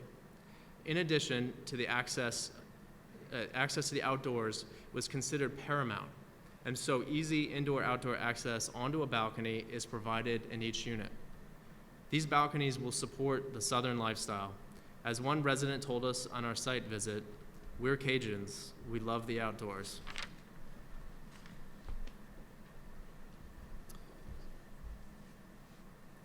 Financing. In order to achieve these goals, a highly innovative financing strategy is required. The financing landscape for affordable housing in the state is highly restrictive. The maximum 9% LIHTC allocation is $750,000, and the maximum statewide home award is $1.5 million. These competitive sources are not enough to close a deal, and our project, which has a robust resident services portfolio, deep levels of affordability, community support, environmental sustainability, preservation status, scores very high in the state QAP. That said, a number of other financing challenges remain. The Housing Authority has approximately $500,000 in unrestricted cash, and converting to a rezoned new entity could trigger commercial property taxes. This redevelopment has sufficient public support. On the site visit, it's clear that everyone is really behind a revitalized Bayou Towers, and so we know that this support can be leveraged in many effective ways. We believe we can convert to a RAD operating subsidy. We would work with the Terrebonne Parish Consolidated Government to introduce legislation that the redevelopment inclusive of commercial real estate would not trigger property taxes. The site currently pays no property taxes, so redevelopment would not be taking existing money away from the parish's coffers. The Housing Authority would sell the property, land only, to a newly created C Corp, the Homa Senior Redevelopment Corporation, which creates a $1.1 million seller note to help source the transaction. Since this is new construction, the existing building is ineligible for tax credit basis and would likely not be able to be included in a seller's note. The C Corp then creates and owns 2 LLCs. The first is the Bayou Commons Residential LLC. The second is the Bayou Commons Commercial LLC. The residential LLC will hold the permanent CRA eligible residential mortgage, for the entire residential structure and an award for home funds from the state. This LLC is divided into 2 condos. By separating the residential components into 2 separate legal condos, we are now able to access more financing sources and provide necessary separation to pursue both forms of low-income housing tax credits. A cost segregation places 97 units in Condo 1, which allows the project to access the maximum allowable $750,000, 9% low-income housing tax credits. Condo 2, with 188 units, provides enough basis to maximize 4% low-income housing tax credits at 580,000 tax credits per year. These credits are facilitated through a cost-segregated construction bond, which is bought out and retired by the same lender who holds the permanent CRA mortgage. And the House of Sources above separates each source from their legal entities. With 2 sets of tax credits permissible because of our legal structure, the same tax credit investor would likely invest in each LIHTC limited partnership, and tax credit investors have quoted us 96 cents per credit in the area. The commercial condo, Bayou Commons Commercial LLC, would partner with a CDE, community development entity, to create a Qualic B, qualified low-income business. The site exists in a qualified low-income census tract, which is vetted by the CDFI. By master leasing the senior community space as one of 4 commercial tenants, we're able to leverage this important community site into a CDE investment that leverages $1.5 million in New Markets tax credit equity. The remaining note for the commercial space, which is consolidated with a regular commercial mortgage, an A note and a B note, allows the site to charge below market rents for commercial uses. Finally, a gap funding source is filled through a partnership with either the Office on Aging or a development partner.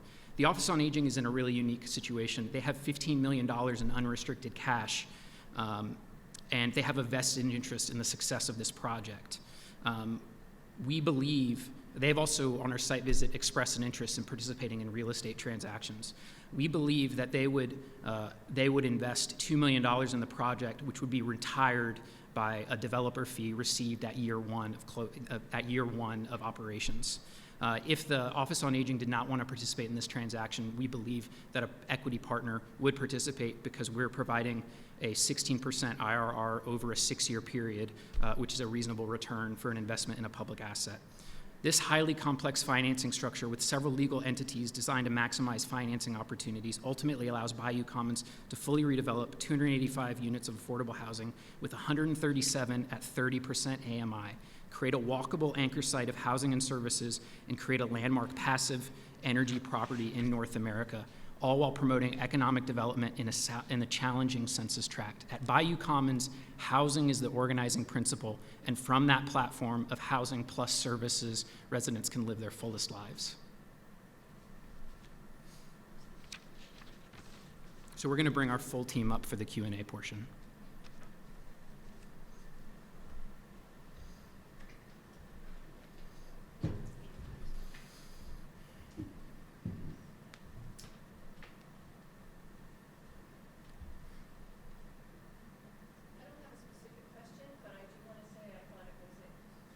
A very impressive presentation, particularly the financing that you put together. I have never heard or seen a 4% and a 9% utilization together. I'm going to go home and look that up. So I really commend you on all of the different aspects that you're putting in this program. Sounds like you spent a lot of time understanding what the residents needed and wanted, so I was quite impressed. Thank you. I just wanted to ask you to explain a little bit more about your parking strategy. When we're rezoned, we are going to undergo negotiations with the Terrebonne Parish to negotiate parking for the seniors and separate parking for the commercial space. A gate would be erected to separate those two. And so really, it would be an ongoing process that we would be flexible with when dealing with the BZA rezoning process. Could you go, go back and show us the parking area? Sure.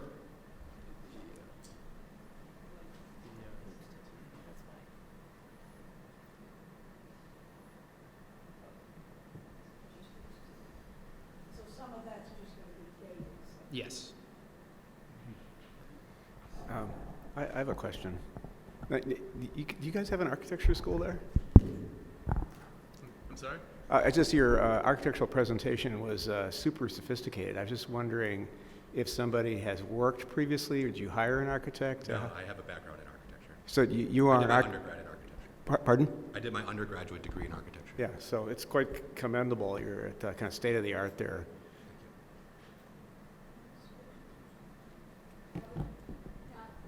Just have a couple of questions. You're reducing the number of units.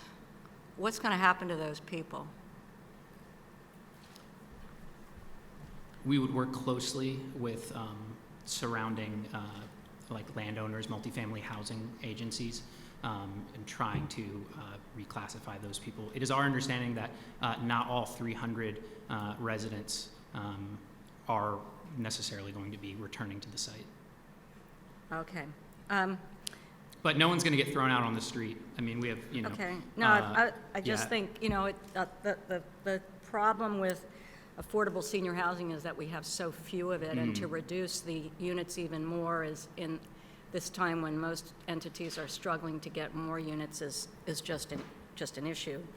But the second question I have is around the service side, and do you know whether there's any service coordinator now on at the site? I do not believe there is a service coordinator on the site. I believe that the Office on Aging does provide access to services, but my understanding of the current site is that there is not a full-time service coordinator. I think what tends to happen sometimes is people who work in project management sometimes end up, property management for senior housing sometimes end up filling multiple roles and maybe try to connect people to resources, but their job is not defined as a service coordinator. So, okay. So having none there now, this is heavily dependent on service coordination. You mentioned, I think, at least 2 full-time positions, as well as on-site, an on-site PT center, which I'm sort of trying to understand how that would work. Yes, I mean, the ACA has expanded access to services, but it's not like every elderly person now has access to whatever PT they want. So it's a fairly restricted environment around how you actually get services. So I was trying to sort of understand, sounds like it might be a better move for the rehab group to put something in there, but the question of whether it's going to be utilized well, I'm just trying to understand that, and also where the money is going to come from for these service coordinators. You said it's taken out It comes of out operations. of the service coordinator and the empowerment coordinator are funded through the building's operating budget. Right. And we're able to scale up the service budget as the building progresses. So in year 1, you have 2 full-time. In year 2, you're able to have 2 full-time, 1 part-time. And you're assuming that there would be savings so that, I mean, if the operations budget were covering it, why don't they have one now? I mean, I guess the question is, these are not cheap positions. So, you know, thinking about how you would see this. When structuring the transaction, from the underwriting and the developing of the financing structure, resident services were at the forefront of our vision. Okay. So that was really emphasized from like step 1 of financing. Good. Yeah, so I guess my question would be with units. I mean, if people get hung up on units, but if they're 4-bedroom units or a studio, it's the same. And I don't think anybody has said how many bedrooms. You're really trying to replace bedroom to bedroom, I think, in these situations. That's really what density is. So I don't know if you counted bedrooms. And you might have a lot less bedrooms than currently exist, or you might have more. Well, no, but I'm saying that actual density, you know, how many people you're serving.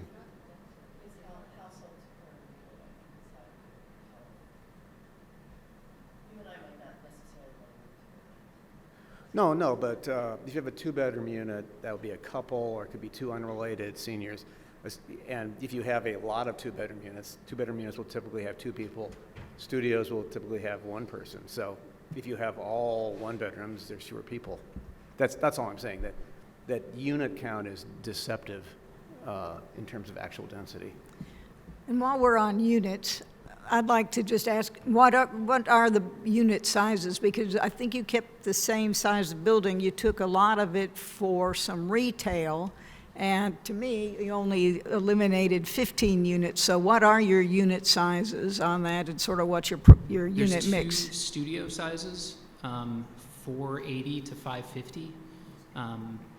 1 bedroom approximately 650. 2 bedroom approximately 750. Okay. Anybody else have any other questions? Size of units, that one's we don't need to go into.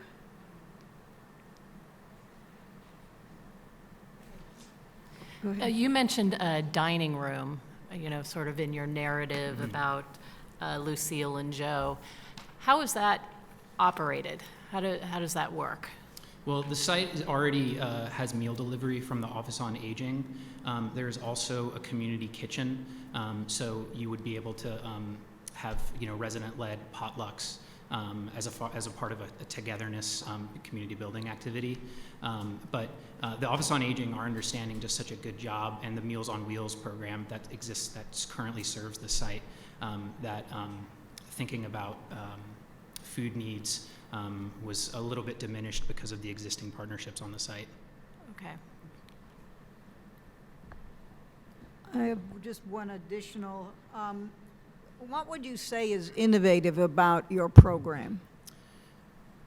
The combination of senior housing with early child care development, I think, is incredibly valuable. I think it creates more of a community anchor space. This is not just senior housing just for seniors, where people who live in Houma would not necessarily have a reason to visit. So we're creating an anchor where people are already attracted to the site because of the combination of housing and on-site early child care. Those two groups of seniors and small children can really feed off of each other, because when you're talking about child poverty, it's really about breaking the reinforcing cycle. So if you have children who are enrolled in early child care early on, as opposed to the church that's oversubscribed, we're really creating community impact from birth to continuum to a senior level. Anybody else? I have one last one. Is your demography and economics sufficient that a CVS would actually locate there? So we actually can charge below market rate rents because of the CDE investment that we've structured into the deal. We believe that this would be attractive for a pharmacy. It doesn't have to be a national chain. We do know that a national chain up the road has an expiring lease in 2016, and we believe that our below market rents would be a pretty great incentive for them to relocate. Good. Anybody else? Speaking of relocation, how does that work with existing tenants? Is this just they go off and then some come back? It's you got to. Yeah, relocation. Okay. Saved by the bell. Yeah. Okay. Thank you so much. Great you. presentation. Thank you. Good job. Thank you.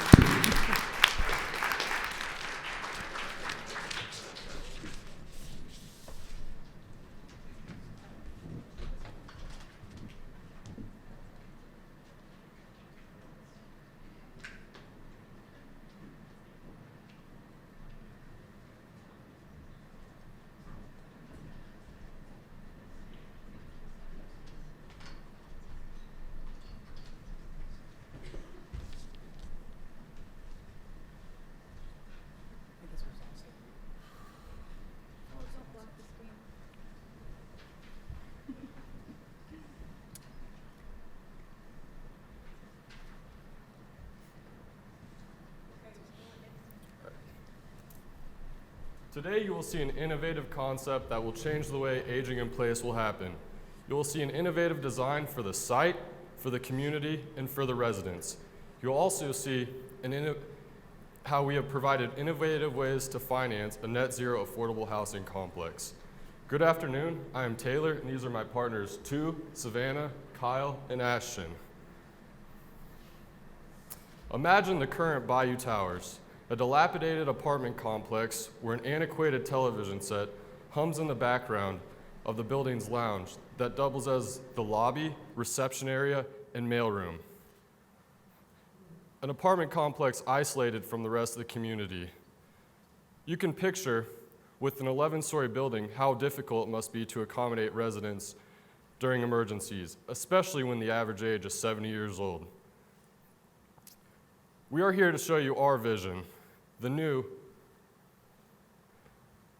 Bayou Gardens, an age-qualified residential complex emulating the vernacular of Louisiana, with porches and stoops on all 253 adaptable aging-in-place units. Outdoor green spaces on every level to promote exercising and gardening, community rooms and spaces on all levels to promote intergenerational interaction. The Bayou Gardens supports and sustains aging in place through in-house health and wellness research facilities. The traditional model does not allow us to provide for all of these amenities. We promise to show you a new model today that uses specialized programming to develop sustainable partnerships through innovative ways to finance state-of-the-art technology and sustainability features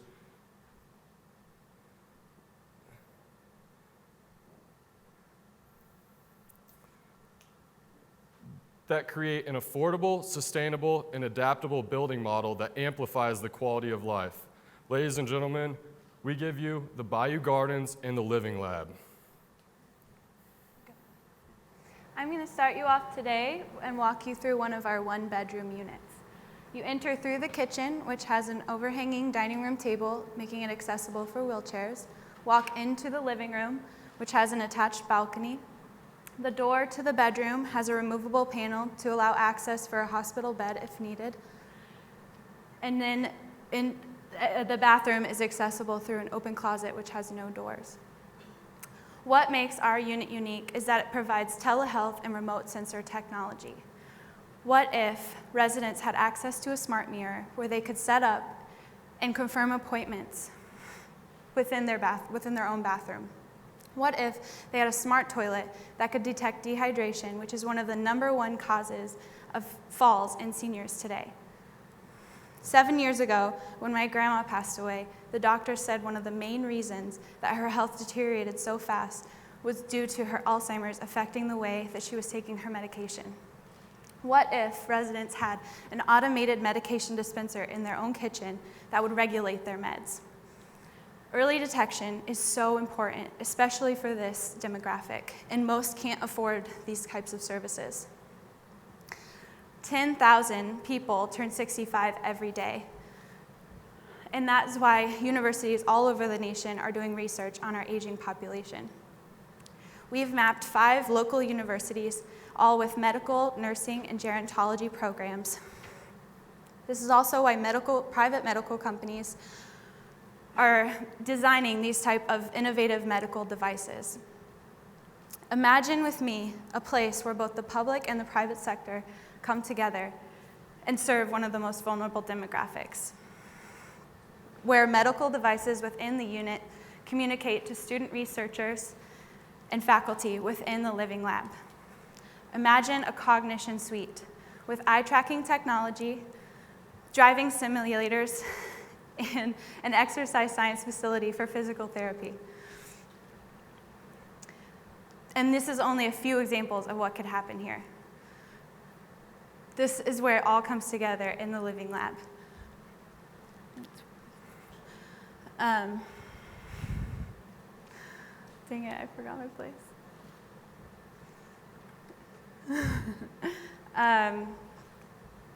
Not only are we coming together and putting all this research into practice, but it's benefiting residents. Residents can feel a sense of control and independence within the privacy of their own home. They're not only able to live longer, but they're able to live longer in one place. And it not only benefits residents, universities, and the medical companies, but also the community that surrounds it. So as you can see from our top right corner, we've separated our building, our first and second floor building, into 3 separate zones to accommodate for the needs of not only the residents within the building, but also the local community. Our first zone is health and wellness, and that will be anchored by the living laboratory that Savannah had just mentioned. This 50,000 square foot facility, in sustainable partnership with local universities and institutions, will provide geriatric services to this special demographic residents of this building. It also has the potential of reaching out to community through by the means of mobile health outreach vehicles such as WellCar to provide more better health to the community as well. Our second zone is focused on youth development. And that's towards at the north end of our building, anchoring the first and second level of our 2 wings. We imagine programs such as classroom literacy or reading coaches or summer school readiness program can be incorporated within these rooms. This site is about 5 to 10 minute walking distance from West Park Elementary and the Homa Junior High School. So what if this place can be a place to instigate that intergenerational interaction between youth and elders within the community, and to let them socially bond and to grow intellectually by means of digital inclusion. Our last zone focuses on interaction within the community. In this zone is a courtyard, a central courtyard, and a community plaza that is spacious enough to and has the spacing allowance to host community events and things such as art shows or art exhibitions from the local art institutes, or even possible communal cookouts. For an example, the Terrebonne Council on Aging Services provides hundreds of Meals on Wheels to not only the residents within this building, but to the local community weekly. And what if that process happens here on site? The process of preparing food and cooking and dining is a perfect opportunity to socially engage the community. And so to have it isolated on a 3rd floor of a government building in the downtown area we feel is a missed opportunity to further unite this community. So you see, from programming of spaces to the design features that we try to implement with our building, we are approaching this building as a catalyst for community transformation. We want this building to be accessible to the public and welcoming to the public, but at the same time, we want the residents to have that sense of place, that sense of home. It's not just a dwelling unit. So how do we do that? We look at the local vernacular. Of Louisiana. Like for the previous slide, you see that we incorporate the Creole cottage on the top level of our building. And you slightly see here the raised balconies, or galleries as they call it in Louisiana, to replicate or mimic that urban social culture. At a neighborhood scale, you see that we took away the 11-story building that dwarfs the residential housing across the street. To make this, so what we did was we looked at residential housing and what makes it a home and not just a house. We looked at the approach of a home, going from the sidewalk, crossing the front lawn to stoops and porches, and having that overhang roofs. And those are the design features that we want to mimic, because not only is it represent the social culture of Homa and Louisiana, but it's also the best passive sustainable strategy. So you can see our site here of how we separate the sidewalk by having the raised planters, and then having that entry to the units themselves be gated and have it more to provide a little bit more security. And between that are shared corridors, and then each unit has its own private entry and gardening areas and porches, so that each unit has that sense of place. We believe that the best sense of security for a neighborhood is the traditional eyes on the street method, which means if we make the sidewalk wider, incorporating raised crosswalks and making the pedestrian street better lit, then the vibrant and activity will get residents to look out for one another. Our sustainable features includes bioswale and green roofs, so not only to reduce the heat island effect, but also to give residents more opportunity to actively age. Oh, and lastly, we raised the platform, the entry to our platform 3 foot above street level as a resilient design consideration, not only to the current situation of the floodplains, but to also accommodate for future inevitable sea level rising. As you've just seen, redeveloping the streetscape was only a portion of our overall site design. Currently, the building does not provide adequate access for residents to open air recreation. There's a small park to the rear, to the north of the existing project, and a small courtyard that residents have limited access to. As part of our effort to engage active aging, we wanted to design a space where residents didn't have to just be on the first level to experience this part of the project, but rather they could experience this part of the project on every level of our building. Take, for example, the 3rd floor central courtyard perspective. You can see here in this perspective the stepping back that the perimeter block housing scheme that we decided to use allows for us to do. This reflects the architectural vernacular of the residential neighborhood that the project is located in. Additionally, you can see our active residents using semi-private walking paths. These walking paths are surrounded by healing landscapes that include native planting, aromatherapy gardens, and sensory gardens that help with healthy, active aging. Additionally, each terrace or courtyard will have a unique feature with it, whether it be through seating, a fire pit, a barbecue space, as well as a small water feature, something we found that was typical of Louisiana courtyard design. Together, these spaces, along with provided sort of larger areas where you could have group activities such as outdoor yoga, as well as potentially provide educational opportunities for intergenerational between the community and the members of the residents. We created terraces and gardens that allow for this. Now, if you take a look at the central courtyard perspective, you'll notice some of these raised garden beds that I was referring to. It's our belief that if we provide these residents with an opportunity to garden and to manage their own space, then they can participate in programs such as Farm to Market that allow them to sort of produce their own, to produce and to grow, and then to potentially sell at a community market.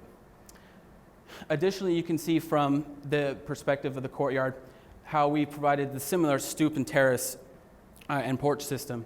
This allows to reflect sort of the similar architectural vernacular of the street side, as well as provide residents with additional access to open air and to have that feeling, the ability to socialize with each other. Additionally, we've widened this central courtyard to provide access to the park to the north, as well as for service vehicle access. If you take a look at the perspective view A, this is our residential entry. We provided an intimate entry through the pedestrian scale of the streetscape. By doing so, we've created a space where residents can gather their mail, talk with their neighbors, maybe share a cup of coffee, and as well as socialize and talk about the weather, the news, and the local happenings. Additionally, in order to avoid fronting these streetscapes, we've placed the parking, if you look at the site plan, adjacent to the residential neighborhood and the rear yards. By doing so, we've allowed ourselves to avoid any sort of disruption of this intimate scale that we wanted to have along the streetscape. Additionally, we've provided parking across Park Avenue that's secured, parking that then can be used for a community market on, say, like a Thursday morning or a Friday afternoon, that residents can then sell the stuff they produce in our programs like the Farm to Market to generate a small source of income for these residents. Finally, if you take a look, we've decided to work on redeveloping the park to the north. This park now provides adequate access for the residents to resources for healthy living. These include things like a fishing pond where residents can go and fish and relax, walking trails, physical fitness structures. We have meditation gardens and reflection spaces that all help engage in active aging and in healthy living.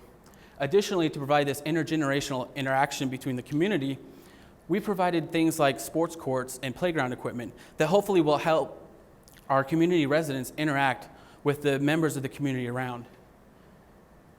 But we didn't just design our building for active aging of the residents. We've actually designed our building to active age with the residents. Through sustainable features, such as bioswales, rainwater catchment gardens, permeable paving,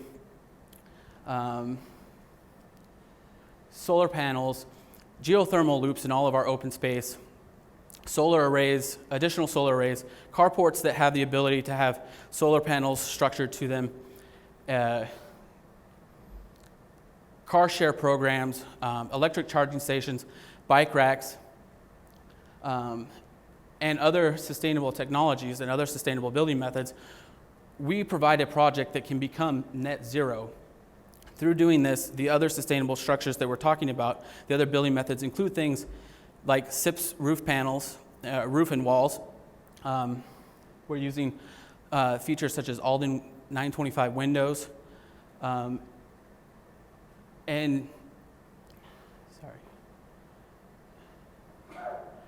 of which can help reduce energy use and energy consumption, which helps reduce energy costs for the building, which over time helps reduce also additionally the maintenance cost of the building, helping our building not only be sustainable, but also age in place along with our residents. All right, thank you, Kyle. So today you have seen a community-driven design that provides the opportunity to not only stabilize, but potentially revitalize a distressed neighborhood. But then the question becomes, how do we pay for it? So we intend to finance the most innovative aging in place and sustainability technologies by monetizing the Living Lab through partnerships with leading research institutions. The Bayou Gardens is a project-based rental assistant RAD conversion project. Using HUD's RAD inventory assessment tool, we created a sources and uses budget that you see down here on the right. Now, unfortunately, upon reviewing the Louisiana Housing Corporation's qualified allocation plan, we realized that we'd only be able to capture about 44% of the low-income housing tax credit equity. So this funding gap would leave us would limit our project to $174 a square foot. Now, what we're trying to achieve here is a net zero project that requires approximately $200 a square foot in financing. Now, to fund that $26 a square foot gap, what we are proposing to do is to monetize the Living Lab by providing, what we're proposing to do is charge above fair market rent for the Living Lab so that we may provide above fair market value. The net operating income from the Living Lab allows us to size a mortgage that will allow us to make up the difference between the funding gap between what RAD will allow along with the Louisiana Housing Corporation's qualified allocation plan and actually achieving the net zero. So what you have seen today is a Living Lab that provides innovative healthcare to some of the most vulnerable people in our society. You've seen a community design that is community driven, that embraces and facilitates active, healthy, and interactive living. You've seen a resilient design that integrates deep energy efficiency with renewable energy production and some of the best management practices required for net zero production or net zero project. Today, what you've seen is the future of affordable housing. Thank you.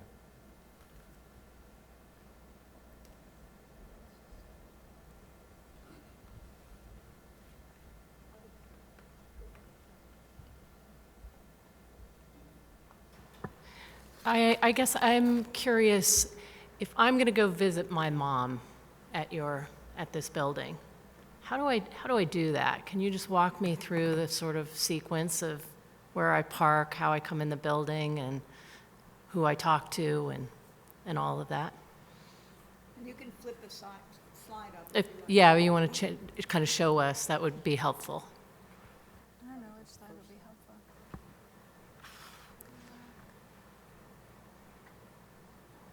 Probably that one. There we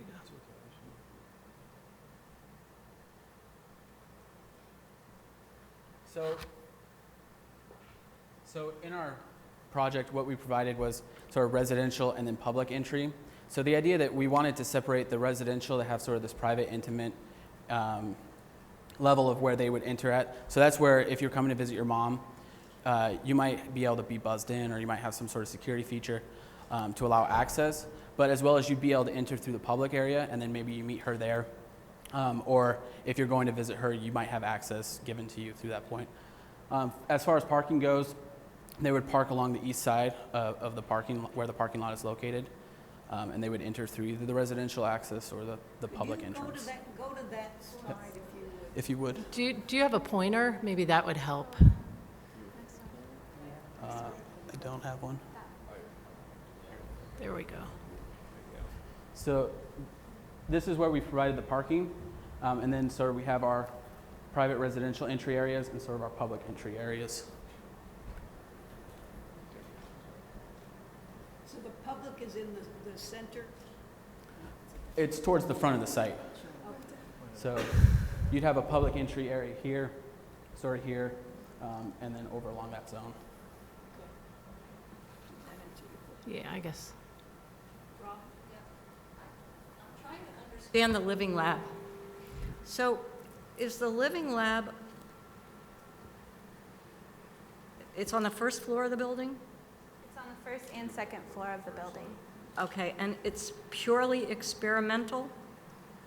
Is it, what are you thinking that this is is this a joint university housing effort to allow scientists to develop the new technologies that would then be used throughout the building and then also for the larger field? How does the living lab work? I'm just trying to understand that. So the first and second floor near the front of the building, like we said, those spaces would be facilities like the ones we mentioned, so the exercise science facility, cognition suite, that sort of thing. And universities would rent that space, so student researchers and faculty from the universities would come in and be able to work with the residents. For example, if you have a resident that ended up falling and needed physical therapy, they would have that in-house.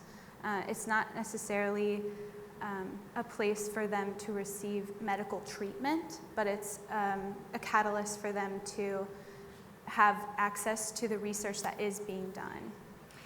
Did you have a discussion with the residents about this idea? No, we did No. not. No. Okay. Okay. Of what? Thanks. I think I noticed on one of your slides that you had 161 of the units were going to be efficiency units. Did you talk to the residents about their preference for the size of units, whether they preferred living in an efficiency or a one-bedroom? How did you come up with the split of units that you ultimately ended up with? We ultimately just took from the guidelines the percentages that they gave us for the competition. So we ended up with 253 units. So the efficiency for that was, I believe, 60 or 70% of what that was. Okay, thank you.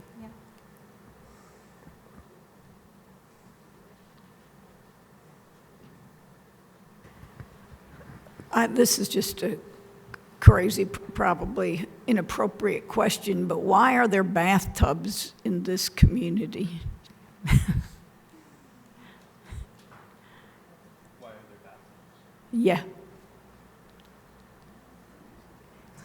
I mean, they could potentially be accessible bathtubs, the ones that open up on the side. Okay.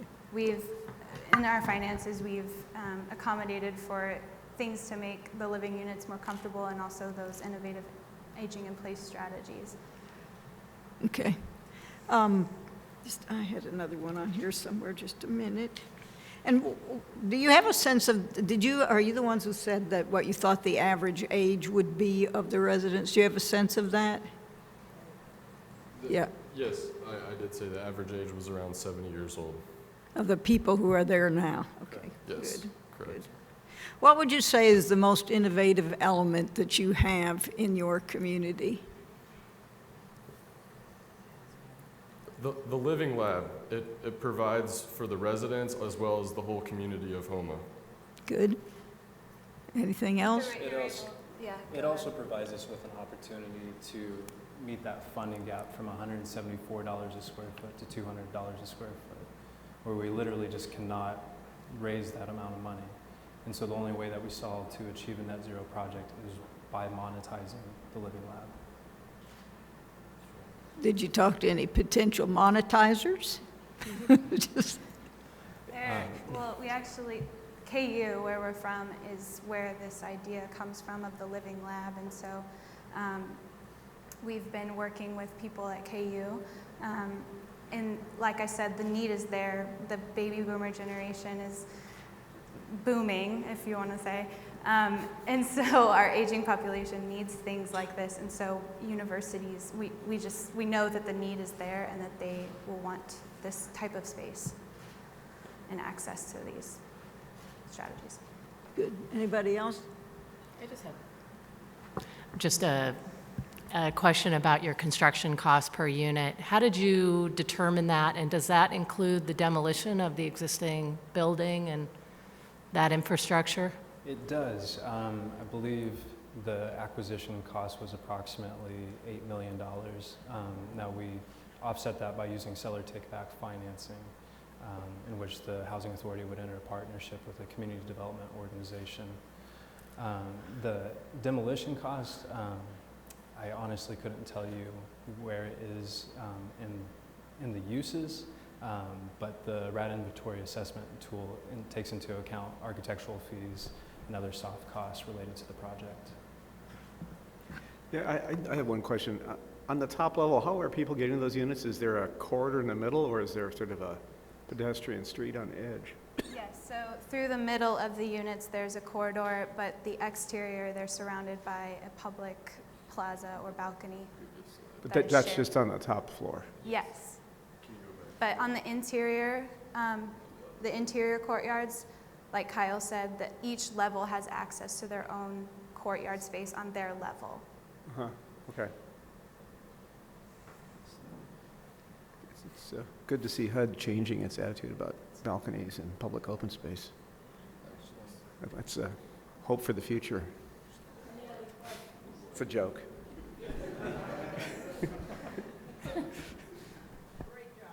Thank you. Thank you.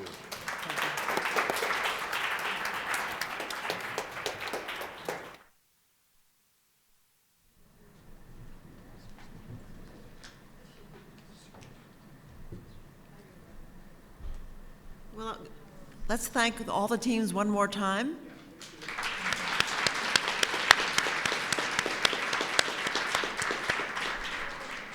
So now the jury has to,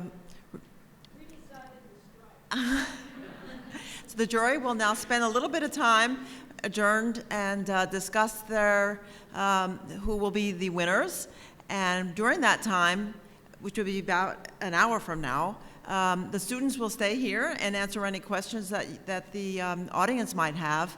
And they have boards in the back that they can certainly stand in front of and answer questions.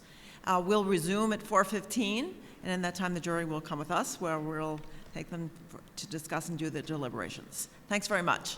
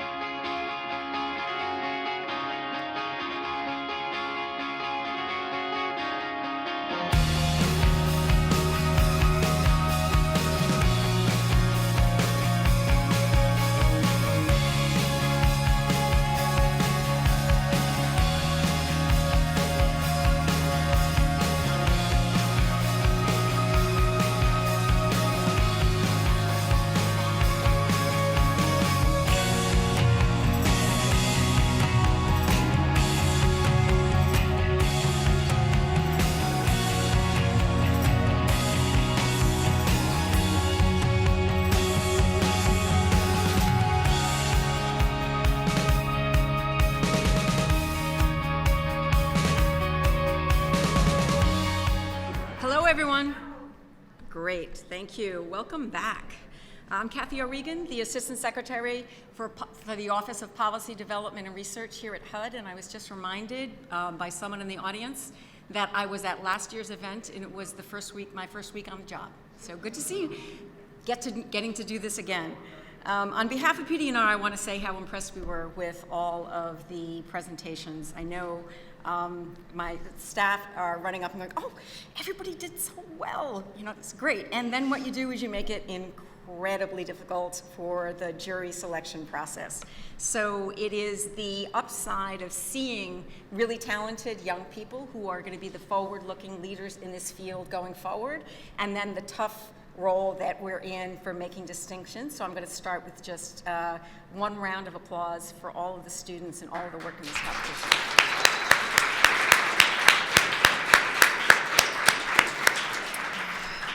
So before we move on to the selections, I want to just take a moment to note the importance of the issue that the work that was focused on today highlighted, which is the pressing need for affordable housing.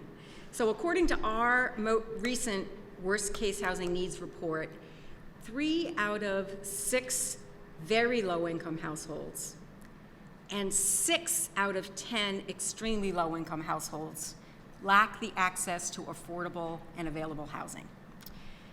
Recent improvements in the economy have contributed a little bit to this. They've made things marginally better, but they've left us still far behind where we were before the housing crisis. And so the need for affordable housing can't be overstated and can't be emphasized enough in these times. And this year's competition, sort of interestingly, focuses on senior housing. This is an issue that's of growing importance in this country, and the forward-looking component of this group is key because it's going to be increasing for decades. And I think we are far behind on recognizing what it's going to mean for our housing stock and decisions we make. I think it's predicted that by 2040, we will have had an increase in those aged 65 and older will have doubled and gone from 13% of the US population to 20% of the population. That's massive. And as you were looking at in your innovative designs, you need to accommodate different sets of needs when you're thinking about affordable housing in this realm. And what we know from here at HUD is the work that we're doing in programs such as 202 and the rental assistance demonstration are just a piece of what's needed. We can't do this alone. We need partners from around the country and industry, and we need a constant stream of innovative ideas. And so that's what this competition is about. It is about the 4 teams that made it to here and those of you who get selected, but it's about the bigger issue and all of the innovation that's needed in this field. And before I move to announcing those who are selected, we have some thank yous to do. And so I want to get them exactly right. And I want to start with our fabulous partner on this for this year's competition. And I don't know where you're sitting. Wayne Thibodeau? Perfect. Hi. Thank you so much. So much. So one of the things that I heard, Wayne is the executive director. Sorry to be so informal. It's just my style, Wayne. Nice to meet you. The executive director of the Houma Terrebonne Housing Authority, and all of your staff. What I hear is that you welcomed the students with open arms in their March site visit, and and you've been extremely helpful along the way. And next, I have to thank our jurors. So thank you so much for taking your time, your expertise, and focusing on this issue and being with us here today. So I want to give shout outs. David Baker, you're here, right? Good. Robin Stone, almost, oops, yep, not in order. Glad. Christine Nokar, you're here. And then Margaret, you are actually the head juror. Thank you. And Polly Duke. Margaret Wild. So perfect. Thank you so much. Yeah, a round of applause for the jurors too. Thank you. Okay, so now we get to the official award ceremony, and we're going to do it just like the Oscars. So my saying is that this is the Oscars for innovation and affordable housing. So we're going to have, the way we're going to do is we're going to start with announcing the runners-up, and there's one set of runner-up, and somebody has an envelope for me. Ooh, perfect. Great. Okay. Okay, they asked if I wanted to see them a second ago, and I was like, no, we have to do, this is truly like real-time analysis. Okay, so I'm going to read off the name of the team, and I'd like the team to come up for a round of applause and getting their trophy. Okay, so the runners-up for this year's HUD Innovation in Affordable Housing is Team 82, UCLA.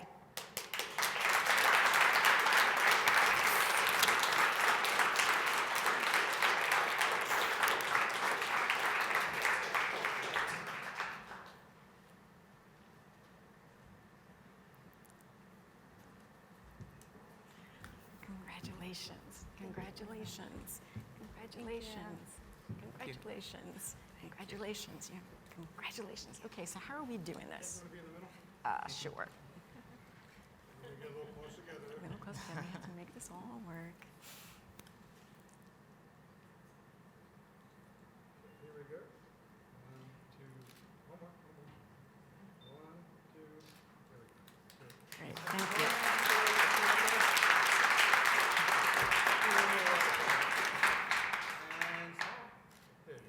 Thanks.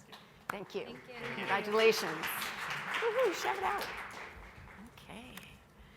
Okay. And now for the winners of this year's award for the innovation in affordable housing. We're just talking about this. We need a better nickname. It's way too long of a title. IAA award. The envelope, please.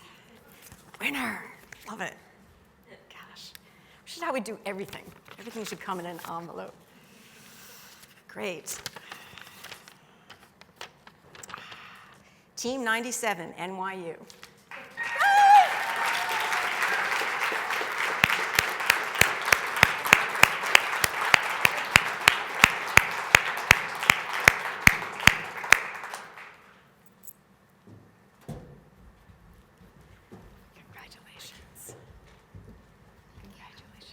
Congratulations. Okay, now he's going to order us around. Okay. Yep, everybody, yeah, it's always the.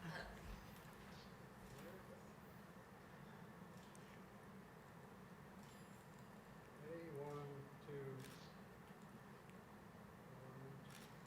One more. Going blind? Yes.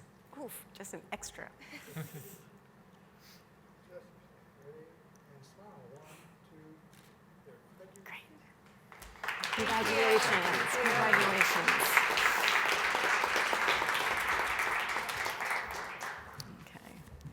Okay, so that was a long period of time of getting to go through all of these. We're just going to end with thanking partners again for their work in this area and everybody who participated, including the teams, and join us again. Like, this is a jumping in moment. Keep the momentum going and the enthusiasm in the area. I just want to thank you all. And I think that we'll end with that.